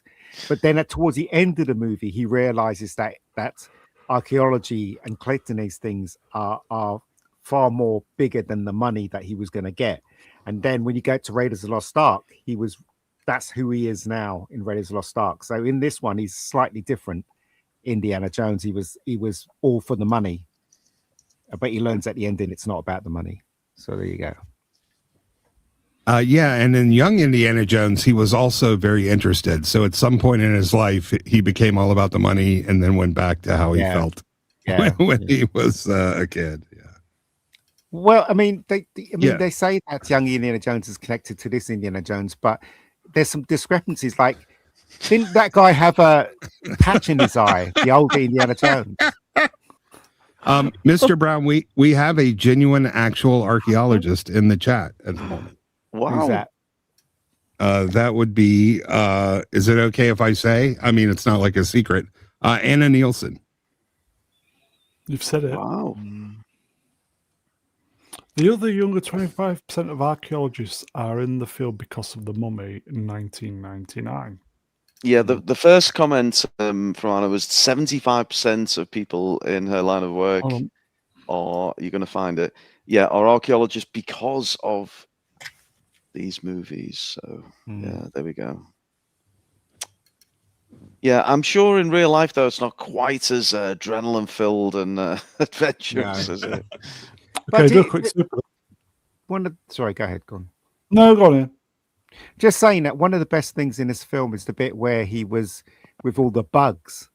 That was exhilarating, and everybody in the cinema was screaming, you know, with the bugs and everything. And when he gets trapped in that wall with the spikes and all that, that was just incredibly well directed stuff, you know. So Spielberg's missus was very tasty in this, even though she was screaming all the time. Yeah, she was. You're right, Brown. She was attractive, but Christ Almighty, put a gag in her mouth because she was annoying at the same time. Here you go. Dutch Gradient, Wrenched, Willsport, $2. Thank you, my friend. Only 2 indie films, Raiders and Last Crusade. I watched Last Crusade over Christmas, and you know what? It's one of my all-time favorites. It is absolutely. I love all 3 of them. I think all 3 of them are great. There's not one. Ways. Yeah, they are. And Temple of Doom, as I said, has far more action than the other 2. Definitely. And I'm still fixated on the stupid hats. Why did they use those stupid hats from June? No, yeah, I can't get past the silly hats now. Short Round was excellent as well. He was. You know, as a kid, you wanted to be him, didn't you? As a kid, you're like, I wish I was him, and went on that adventure and stuff, you know? Well, I was never a kid by the time the first movie came out, so... Came out? Yes. Okay. Let's move on then. We've done that one. How many more times? Very good. Yes. Wonderful. I'm just writing a check out to YouTube as we speak. Cheers, mate. No wonder why Swappers don't say much on these streams. That's what he's doing. Swappers, just you wait till you start earning money on your channel, man. Yeah, he's got Grok and Photoshop open, and he's busy trying to figure out the best way to demonetize Brown. Can I just say about Temple of Doom? I didn't see Temple of Doom until 1986 because that's when it came out on VHS in the UK. So we had to wait 2 years for its release to watch this if we didn't see it in cinema. We taped That's it. That's the amount of time that we used to have to wait between cinema releases. Yeah. Crazy. That's crazy. We taped it and we loved it. Fantastic. We saw it so many times. Me and my 2 mates rented it. We saw it so many times over that one weekend. I think the tape was probably degraded by 50% by the time we gave it. We loved it. We absolutely loved this film. He wears the white tuxedo in a tribute to Connery.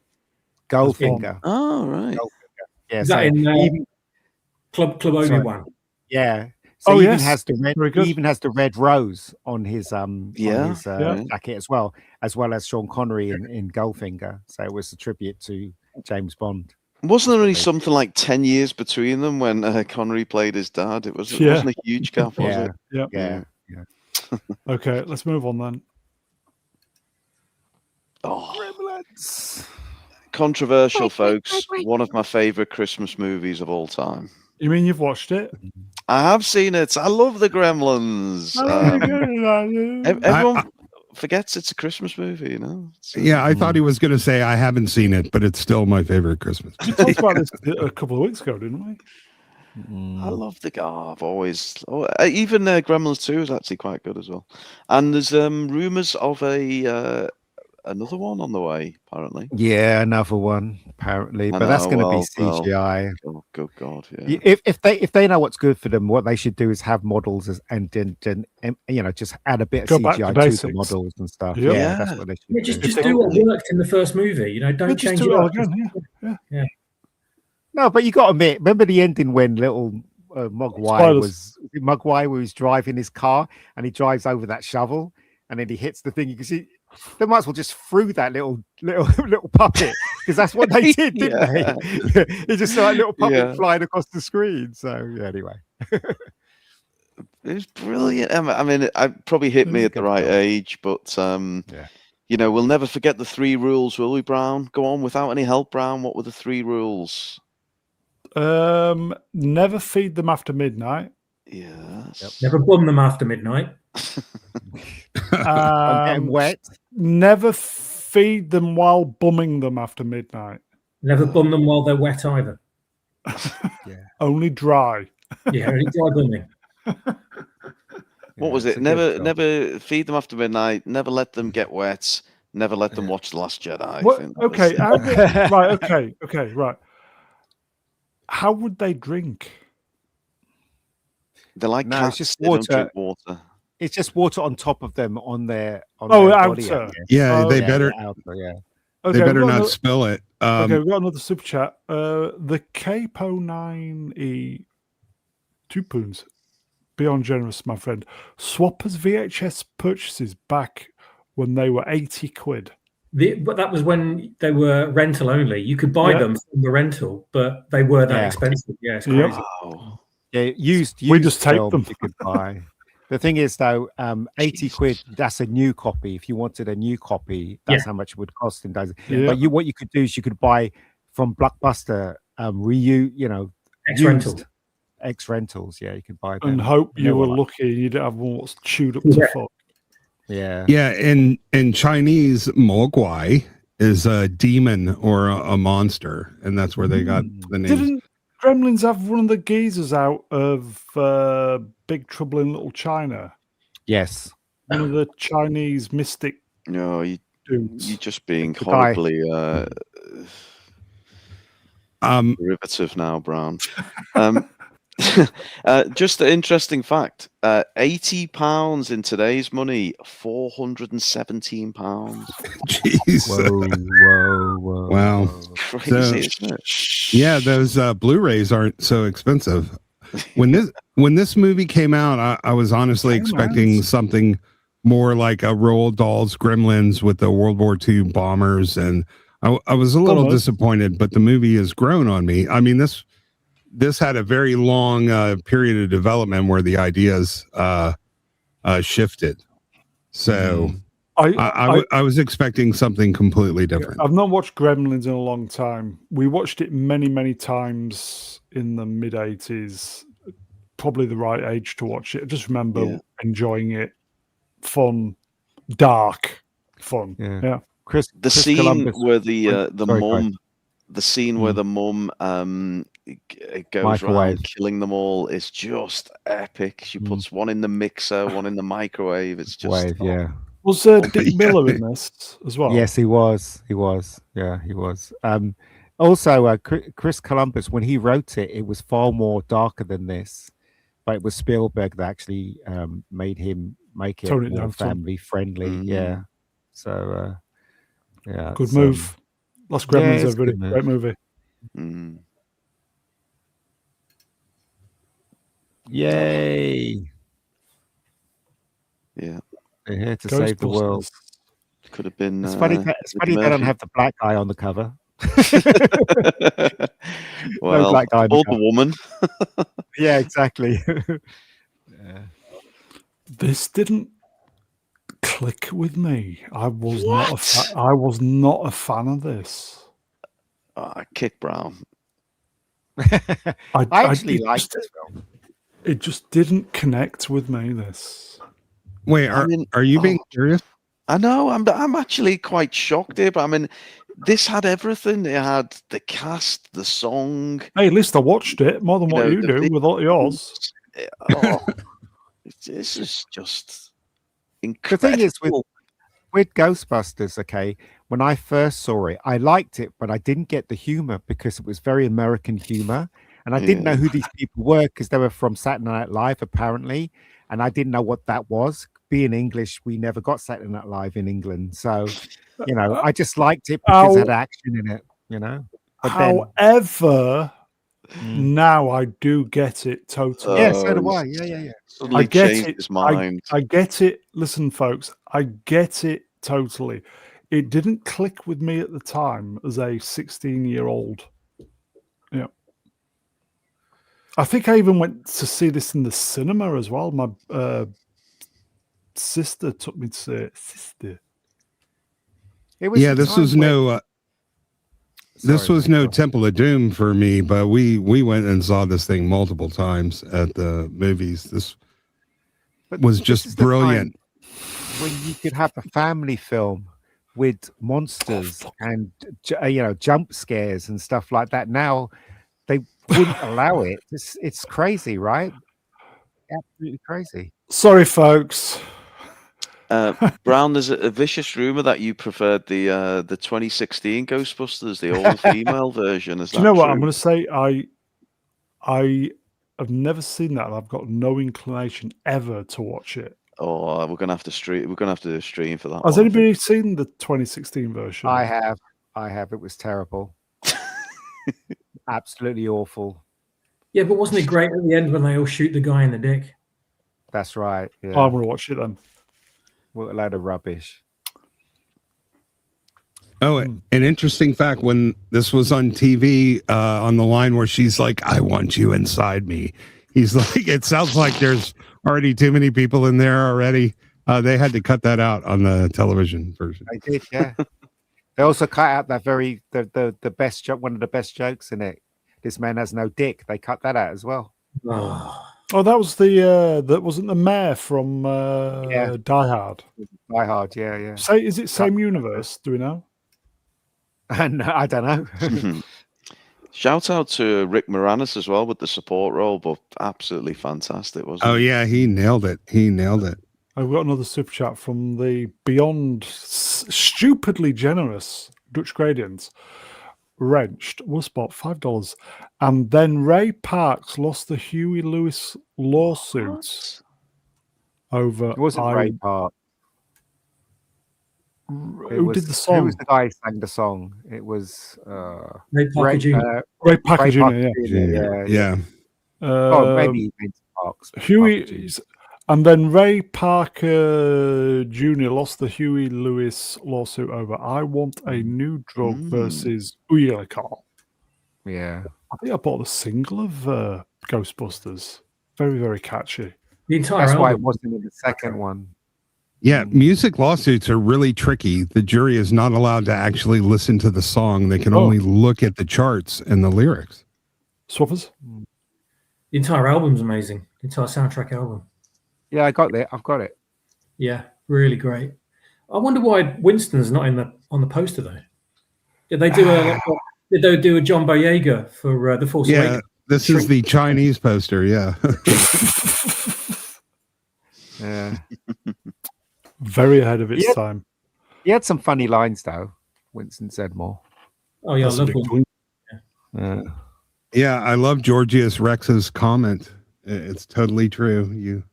A film where the EPA is the villain can't do that nowadays. Oh, absolutely not. Yeah. What's EPA? The Environmental Protection Agency, which is who he worked for in New York. Haven't we? What about that line Winston Sedmore says to the mayor? He says, I've seen things that will turn a white man black or something like that, or the other way around. Yeah. Oh, you never get with that today. Yeah, they didn't put that on television either, to the best that I can recall. That's a great line as well. That's so great, isn't it? Back in the days when it was, no one was offended when you just made a joke for fuck's sake. How long is the modern day TV version of this movie then? Is it just opening credits and closing credits? 45 minutes. No, a lot of it's voiceover. They did the ADR or they filmed an alternate thing. Yeah. So, but they kept the bit in it where Bill Murray was chatting up a 17-year-old girl though in the beginning. They kept that in there, which is weird.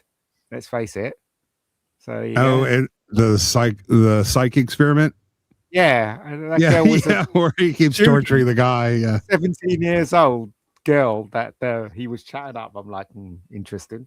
Was she explicitly 17 in the film? No, she was just a student. Yeah, I mean, most college students are already adults, so technically, anyway. Well, he's a lecturer, isn't he? Why is he trying to chat her up? Interesting. No, he was doing an experiment. They do that a lot in colleges. In the psych department, they set up experiments and they get student volunteers. So the actress played the hot character from Charles in Charge as well. Gwendolyn Pierce, I think her name was. I remember her well. As soon as I saw her on screen, I thought, "Oh my god, it's her!" Wow! And then she was never in the rest of the movie. I was like, "Oh fuck's sake!" She got a scar on her top lip or something like. She has a scar, doesn't she, on her lip? Maybe. Yeah, maybe. Yeah. Masterpiece. What do we think? Yeah, it's an all-time classic. Yeah. Yeah. It's just one of those movies that can never be reproduced. There's too many. It's like the original Star Wars trilogy. Everything about it is so perfect and happened at the right time with the right people that it can't be recreated. Yeah. Yeah, I haven't liked anything that came out after this, but this was lightning in a bottle. 10 out of 10. Yeah, I didn't like the effects, did they? In this film, they didn't finish. Richard Edlund was pissed off because they didn't finish the effects. Oh, so pretty damn good for its time. I thought. Capo 90. I watched Ghostbusters at the cinema back in '84. So did I, mate. Yeah. So did I. Lucky guys. Okay, shall we move on then, else? Everybody was when the intro to the movie with the soundtrack kicked in, and everybody in the audience was shouting Ghostbusters along with it. It was great. And yeah, you have to remember, this was the time where, at best, the richest person you knew might have a 32-inch CRT television at home. The theater experience was not to be challenged anywhere. So this was going to the cinema was so important back then. It was such a huge thing because if you didn't see it in the cinema, you had to wait for years to see it on the home release. If you were lucky enough to get it on the home release. And you had to suffer everyone spoiling things for you during that period. So, it was kind of important that you did see it in the cinema. 4 years before it went on TV as well. Yeah. Good old days. We didn't know how good we had, did we, Brown? We didn't. But the thing is, though, we used to be patient and watch a film. If the film was slow, we kept going with it until we got to the end. And you know what I mean? Today, kids can't even take 5 minutes when it's slow. Not even 2 minutes. Spans either. Too many distractions too. They're watching movies with their phone. They're talking. When you're in the theater, there's nothing that took away your attention. But we didn't want anything, did we, to distract us? We were glued from beginning to end, including the credits for all the movies we went to watch. We didn't want to look at another thing until the movie was over. Yeah, I agree with you 100%. I felt like that when we was watching The Last Jedi, just riveted, just glued. And if you were near a crying baby, you would get up and move or ask them to move, and you would ask that. But back then, there were people that used to smoke in the cinema, and you thought, "Oh no, I hope there's no one's going to be eating and drinking next to me and like slurping their drink in my ear, or there's not going to be someone really tall in the seat in front of me. I'm only a little kid, and I hope they're not going to be smoking with like clouds of blue smoke everywhere through the screen and making me cough." It's like, you had to worry about all this stuff back then. These days, there's none of that. Yeah, when I lived in India, they smoked so much in the movies, only half the image made it to the screen. You could look up and watch the movie. But also, you didn't have to book your seats. You bought your ticket. You can sit anywhere you want. So if somebody was in front of you and there was another seat, you could move to the other seat. Do you know what I mean? So welcome to Old Bastards reminiscing about good times. That's when cinema was alive, man. Seriously. Yeah. It really was. And you would always get that couple that would yell at the screen as if the characters could hear them. we used to literally queue around the block to see a film, and that's where Blockbuster comes from, obviously. That's definitely not the case anymore. Yeah, the good old days when the most disturbing thing with the cinema audience was someone opening a bag of crisps. That would be a fucking outrage, wouldn't it? Whereas now they're opening up their fucking laptops and Christ knows what. I remember my dad took me to see, me and my brothers and sisters took us to see Escape to Witch Mountain when we were, I don't know, I think I was like 5 or something like that. We stood in the queue for 3 hours. Wow. What? Yeah. Damn. Talk about anticipation, though, waiting to go in, and you're queued outside for 3 hours. You're like, oh, my God, you're just getting more and more excited, aren't you? And you're looking at all the posters, you're looking at people coming out, you can hear kind of the boom. Yeah, of course. That's why they did it, Brown. And you hear all the booming of all the movies in the distance as you were getting closer, in the lobby and everything. You can hear this booming coming. And it was such an evocative experience, and the smell of the popcorn and everything. And it was a real kind of, you're in another world, really. And it's just, that's all lost now, and it's such a tragedy. Where did it all go wrong, folks? Fucking hell. Old bastards bitching about people on their lawn. Dirky McDirtface says Pearl and Dean adverts. Oh yeah, and the Strawberry Erotic hot dog adverts. They used to advertise the local Indian shop across the road as You mean well. curry didn't they? house? So, yeah, the curry Can you houses. remember the? Did you ever get the Detra Draylons ad? Yes, we did. And they were just slides, weren't they? They weren't like moving pictures because they just had slides. Did you ever see the Harry Enfield piss take of that ad? He did it with because it was originally by, what was it, Alan? What's his face? That gay Radio 1 DJ from the 70s, Alan. Oh yeah. Well, Freeman. That's Alan Freeman, and they did a piss take on the Harry Enfield show in the 90s. It's such a good sketch. I'll send you the link to it, but it's really great. You've got to watch it. Yeah, I will say, as much as movies have suffered, music has suffered so much more. Yeah. I think. Do you remember they used to have, Ian, what is it called when they used to play the theme before the film started? Overture. You know what? The overture. Yeah, They used to have overture. the overture before the film start, didn't they? And that was amazing too. You know, Mr. Brown remembers when there was a guy playing the piano before the film came on. Are we going to do the honorables? Yeah, Might whiz as through well. him, go on, Brown. Okay, I think we're doing 3 hours, folks. Here you go. Yay. What? There's a lot of honorables. The Cape 09E, £2. Appreciate that, my friend. Betamax, Ian. I had Betamax and VHS. Okay, we'll blast through these. Blast. No. Ice next. Pirates. Next. Never saw that. Dan What is Tanner. this? That's another TV Struzan movie. poster, isn't it? Oh, wow, look at that. Yeah, it's a TV movie at best. Gavin Blackburn must like this because he about a week afterwards he goes, "Oh, I forgot Ice Pirates." I forgot Ice Pirates. So did half the planet. Why did the black guy bring a cutlass to a laser pistol fight? Wait, this had Denise Crosby in it, right? She was gorgeous. It was very This is kind of. Go on. It's a TV movie. That's why, and they were just getting props from every TV show going. Yeah. So, you know, It has that's why. Buck Rogers feel without actually the fun. By the way, Yeah. Electric Dreams. Never saw it. Good song. Is this Electric? Oh, that's what was it?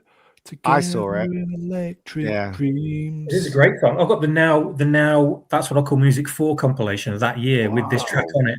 Almost wore the tape out. Played it so much. I had a Ghostbusters on it as well. It was great. That's Phil Oakey's pension fund, wasn't it? Yeah. Would you believe this is a romantic film? It is. Okay, on that bombshell. I like this film. Yeah, this one probably should have been in the main line. Yeah. I like it. R.I.P. Okay, should we start again then? Yeah. No, this is a fantastic movie, man. I can't remember it. Obviously, I don't know. Yeah, I'm not sure how it plays outside of America because it's a baseball movie, but many people consider it the greatest baseball film ever made. Wow. Yeah. And then, who was his girlfriend in the film? That was one of her first movies, wasn't it? Oh God, what's the actress? Glenn Close. Glenn Close is one of her first movies. Okay. Glenn Close. Yeah, she was in it. Yeah, that's the only incredulity I had with the movie. Was that before she started shagging Michael Douglas? Yeah. She was Well, I a think- straight lady. Razor's Edge. Messenger. Never seen it.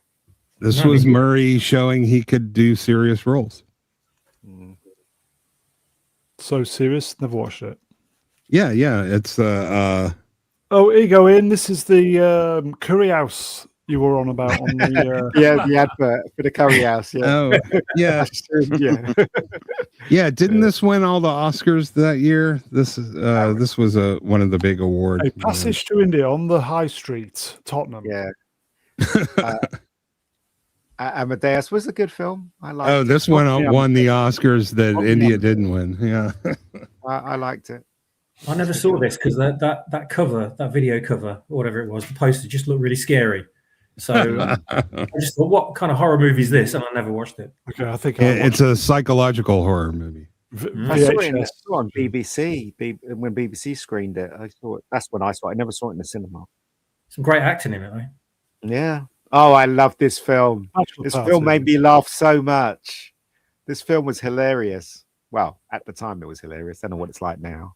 But I thought it was very funny. Anybody seen this one? Oh yeah. Oh yeah. Yeah, I have. Oh yeah. Tawny Katane, she was in the Whitesnake video rolling on top of the car. This is just that he didn't have to make any effort. It was just suddenly there were women everywhere. He just said he was going to have a party, and suddenly all these women just miraculously turn up with no effort whatsoever. Yeah. Yeah.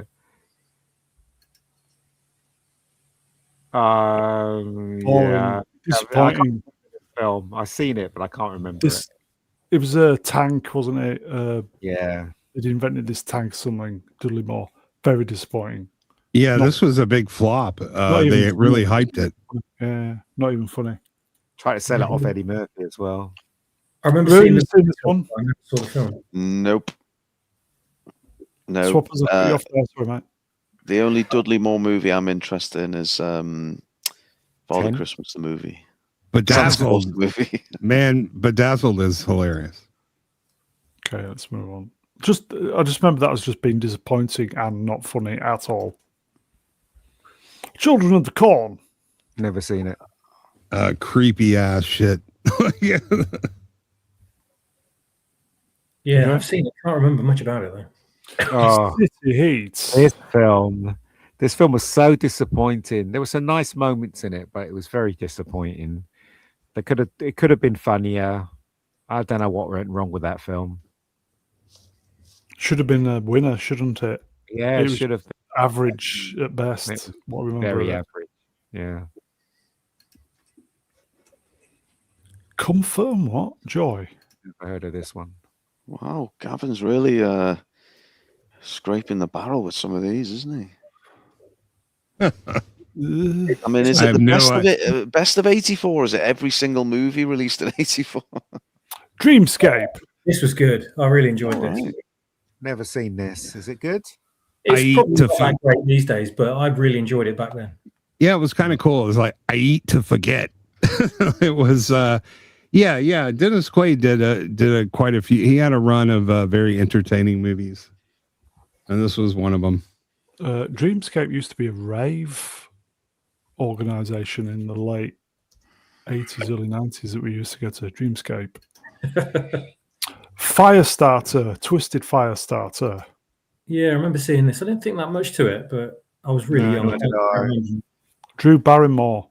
Yeah, the book was a huge bestseller, and the movie did a fairly good job of adapting it. The remake was terrible. Was it? I'm sure. What was the remake called? Firestarter. Flashpoint. Never seen it. No idea. It's not ringing bells. Anyone? No. I have a vague memory of something, especially early Treat Williams movies, but man, no, not really. Okay, we'll keep blasting through these. Still loads to go. Footloose. Footloose. Everybody got Footloose. I saw this with my brother. What do you think? Sci-fi. Yeah, it was okay. It was all right. It was enjoyable to a point. It was very silly though. But anyway. Yeah, the sequel starring Brie Larson, Foot Gross, is really good. I don't think I would have watched that. Not quite the same catchy tune though, but he was. This was his breakthrough role in this one. He's a really good dancer in this. It's phenomenal. Ruin, can we have a verse of Footloose? I feel like I only know the main kind of Footloose, get up on your ass and move, woo, Footloose. Is that it? Something like that? No. Yeah, that'll do. Yeah, all right. Yeah, I'll do. This film was really depressing, man. Really, it was a very disappointing film for the Christopher Lambert fans. Yeah. Lambert. Razor. Remember that scene? Where he's trying to show him the razor. No, Trying to make him say razor. It's no Ah, jungle, is it? my mum loves this film. My mum loves this. As well, yeah. My mum could watch this film all day. She loves Chuck Norris. Very silly movie. Yeah. What was the line in it? What was the famous line? Was it "You got shit on your shoes and I'm the shoe shine boy"? Was that the line? I can't remember. The war's not over until the last man comes home. Comes? What? Home? There was. I just remember Paul Calf in Paul Calf's diary with what's his name? The comedian who did Paul Calf.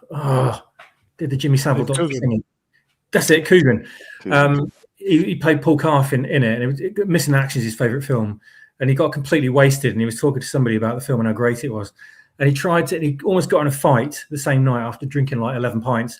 And he goes up to this guy and says, he's just thinking about Chuck Norris, and he walks up to him and goes, "You got shit on your shoes, you shitty shoe bastard." And he just like plamps him one and knocks him on his back. It's great. You don't know, man. You wasn't there.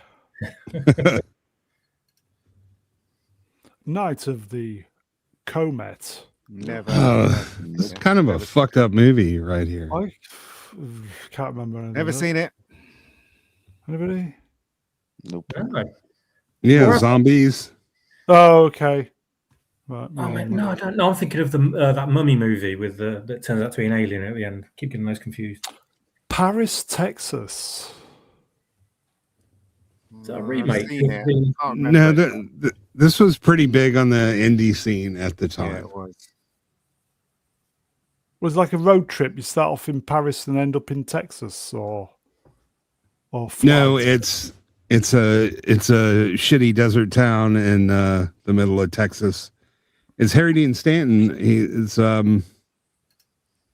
It's one of those early, I don't know, almost Coen Brothers-esque. Anyway, fuck it. Let's move on. Oh, Ruin, you know this song. This film was awful. Yeah, obviously this was the song which. Where is Melvin these days? He's around. Okay. Well, the reason I referenced Melvin is it was the shortest attendance at any stream ever. He turned up, and I came onto the stream, and I went into a verse of Purple Vein, and Melvin just said, "Good night." All right, that's me. Good night, everybody. I'm done. Good night. And that was it. Can we hear? And all I wanted to get my hands on that purple vein, purple vein, purple vein. Woo. Yeah, there we go. There you go. I remember the Mark and Lard version on their famous Misheard Lyrics show they used to do in the 90s. They called it Purple Helmet. Shall we do the next one? Robot. Yeah, I don't think average British nerd realizes we're already in the honorable mention section. Red Dawn. Robothead's rocked up thinking these are the best movies of the 80s. What the? Yeah, Robot Head. When we're going to see you on this channel again? It's been far too long, mate. Red Dawn. This was Swayze, wasn't it? Yeah. I missed this one as well. This was just. So did I. Yeah. Was it like Brat? Is it Teen Brat Pack type? Brat Pack. Yeah, it was all right. It was brilliant. Yeah. It was all right. It was a good way to kill an evening. You know, it had a fun, patriotic, it wasn't anything special, but it's definitely better than the remake. Ugh. Never saw that one. It was all right. It was all right. I saw the trailer for this, though. It's pretty... Well, I say trailer. It was a clip that was shown on UK TV. It's probably like the movie's released that week or something. And it was a really brutal clip. It was like... There's some kids in a classroom, and then suddenly the Russians land in the playing field outside, and then the kids are like, "What's going on? What's going on? Who are these guys?" And they run into the classroom, and start killing people. They knife the teacher and all sorts of shit. I was thinking, what? Jesus! I was only like 11 or whatever. Is this the prequel to Ukraine? Isn't it? Repro Man. Yeah. See, 84, man. This was a year for indies. I'm telling you. What was this about, huh? You've somebody not. who's into lithographics and printing. Yeah, Well, it's that's about repro, isn't it? Sorry. yeah. Fuck. Harry Dean Stanton is sort of a semi-homeless man who makes his living repossessing cars, and Emilio Estevez is his sort of apprentice in training. And they end up sort of inserting themselves into a odd, bizarre adventure involving the Pulp Fiction briefcase. wow. We'll see it. We've seen. Huh? Yeah. I mean, this is definitely one of those cult classics that we used to see at midnight movies all the time. I haven't seen it in a while. I don't know how well it's played, but you owe a lot of the movies you like to things that developed out of this movie. Yeah. Runaway. I remember this one. This was Gene a surprisingly Simmons. good All right. movie, It's all right, actually. Yeah. A The lot of robot these. things. Yeah. It was all right. Never Gene seen- Simmons was a convincing baddie. I like his gun. Yeah, it's big. Yeah, I mean, you could tell they didn't have a budget, but they managed to make a very interesting, compelling story with a very limited budget for sci-fi. Gene Those Simmons. things. What were they? Spider robot things? Like that spider ran around? robots that injected Yeah. this poison into you that killed Yeah. you. Mm. Yeah, it was all right. She looks quite Yeah, and nice. they had the little frisbee robots that would chase your car down the freeway and blow it up, and It was all right. you know, it was quite a all right. decent film. Yeah. It's the story. Oh Ugh. dear. Okay, I love this movie, but it's not for cinematic reasons. Oh, okay. I Plays a boobs. in it. just love her. That's all. Who's the actress? Tanya. Tanya Roberts. Yeah, it's Tanya Roberts. It's the one who was. Yeah, she made it pretty far, didn't she? Make it to the semis. Yeah, she did. Right. Yeah. I got a semi. I couldn't even tell you what happened in the movie, even though I've seen it half a dozen times. What's this one? This is the sequel Yeah. to Four Candles. Oh yeah. Well, no. This was the start of the John movies that dominated cinema for the next 8 years. This was the first one, right? Then you got Pretty in Pink, and then Breakfast Club, and Splash. It was all right. yeah, this was a pretty successful film, right? All right. This- yeah, this was bigger than a lot of the movies we had in the first. This was pretty huge, yeah. Of Daryl course, they've Hannah's, censored it on Disney Plus. So. yeah, Daryl Hannah's arse has been covered with hair now, hasn't it? Yeah. That's a terrible poster though. That wasn't the poster that they actually Yeah, I don't think that was advertised the. on. That might have been the UK one, but that wasn't the US poster for that. Yeah. I think she was on a rock or something like that, wasn't she? The posted that. Yeah. Yeah. Yeah. Okay. It's a good film though. I thought it was quite funny. Do you think Hanks had any problem getting her wet? Moving on. Streets of Fire. I love this film. I actually got this on Blu-ray. A lot of people don't remember this film, but when I first saw it, I thought it was fantastic. Personally, it's Water Hill. It's like a fable, rock and roll fable. It's got a lot of stars in it, but it's not remembered at all. So it's worth a watch then. It is worth a watch. Does anybody remember this film? No. No. Yeah. It was definitely different. It had everybody in it though, right? Like Yeah. It had who's the guy that played Green Goblin? What's his name? William Dafoe was in it. Bill Paxton was in it. Rick Rossovich, Rick Moranis. Oh, okay. Moranis, That sounds like a good in it. watch. Yeah, it's a good film. It's a good film. Oh, who was the girl in it? She was gorgeous. Can't remember Diane the girl. Lane. That's it, Diane Lane. Diane Lane, yeah. Gorgeous in this film. Fantastic. Here It's you go. basically a fable. Jim Numbers Wrench. Oh, Jim. All these films were released in cinemas. Streaming will kill it off. Yeah, it was sort of it was a neo-noir movie. I think it combined like car culture with music and the 50s. Yeah, Okay. and outlaw biker gangs, I think. The Bounty. This was a sequel to the Milky Way. No, it was okay, this film. I saw it once. That was enough for me. I don't think it was those two's best at all. It's all right. No, huge hype though when it came out, man. I remember seeing the ads everywhere. Upon I release. hated this film. This film was rubbish. Absolute rubbish. Yeah, just nonsense. Everybody's wailing about it. It's a British film. It's so good. And I went to see it in the cinema and I was like, this is just absolute rubbish. Canon. Yeah, rubbish. Move on. Oh, I like this film. This made me laugh when I went to see it in the cinema. Yeah, it was okay. Woman in Red. Yeah, it made me laugh. There you go. Saw the Maz.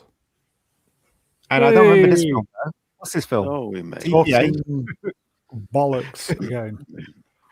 That is it, everybody. I saw one out of the honourable mentions. You saw one out of the normal ones as well. That's a record, man. You saw two. Wow. Yeah. He saw Ghostbusters. Yeah. I think we did okay. About 58 movies. That's pretty good. Well done, Gavin, by the way. We take the person. Cheers, Gavin. Thank you, my friend.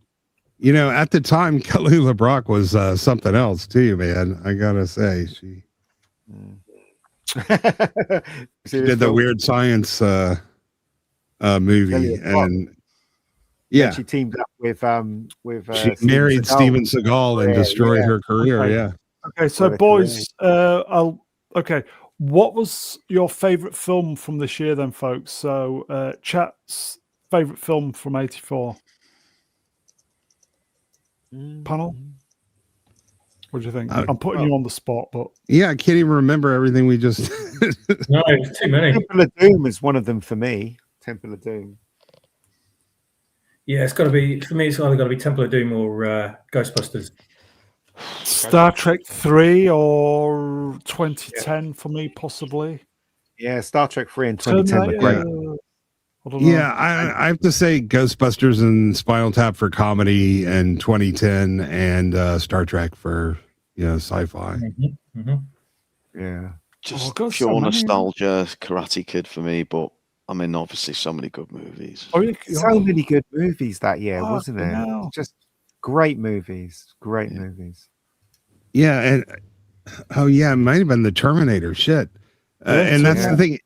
In between the great movies, there were reasonably good movies.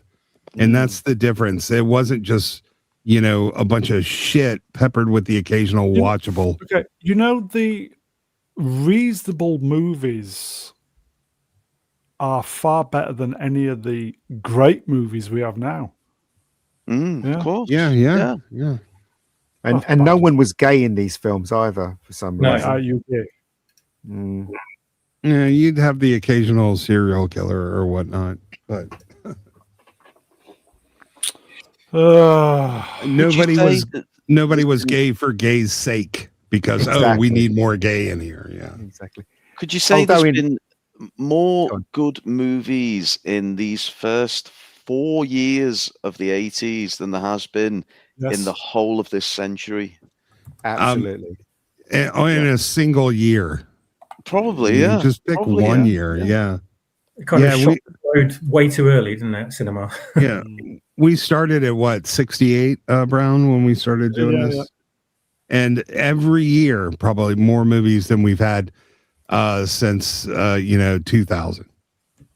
I think in Woman in Red, didn't his best friend in the film came out, didn't he? Came out gay. What? Who Charles? Yeah. Charles. What's his name? Charles, the guy that was in Midnight Run. Charles. Yeah, Charles Grodin. Grodin. In that film, he came out. He was gay. In that. Yeah, there were plenty of gay characters, but nobody was gay because they needed to shoehorn in some representation. Yeah, it was always part of the story. Yeah. There you go.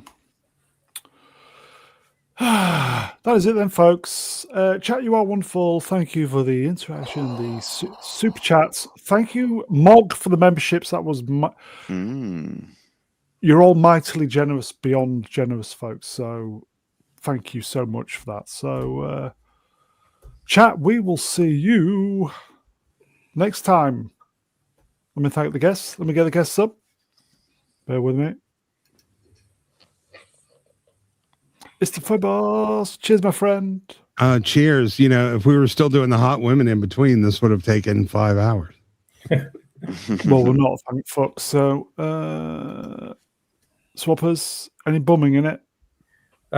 In this one and the 3 sequels. Yes, lots and lots of bumming. Cheers, mate. Mega Geek, cheers, Ed. Yeah, no worries. Mr. Bernards, cheers, pal. Thank you.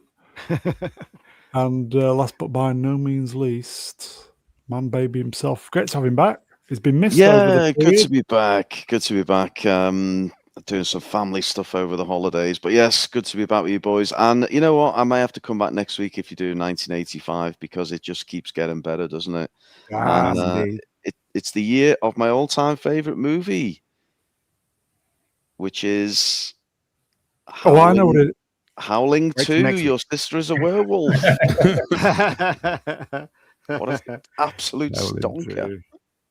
And on that bombshell, there you go, folks. 3 hours. I think we got away with that. So open bar tomorrow, probably modding that. Trev Friday, is he on? Probably. We're going to be back at the weekend, everybody. So what can I say? 2026 is up and running, folks. So we will see you soon. Take care, everybody. Secret of comedy and all that. Interrupting. Tony, Go on. We get Battle of Endor next week. Yay. Yay. Good night, everybody. Hollywood. Take care, everybody. Hello.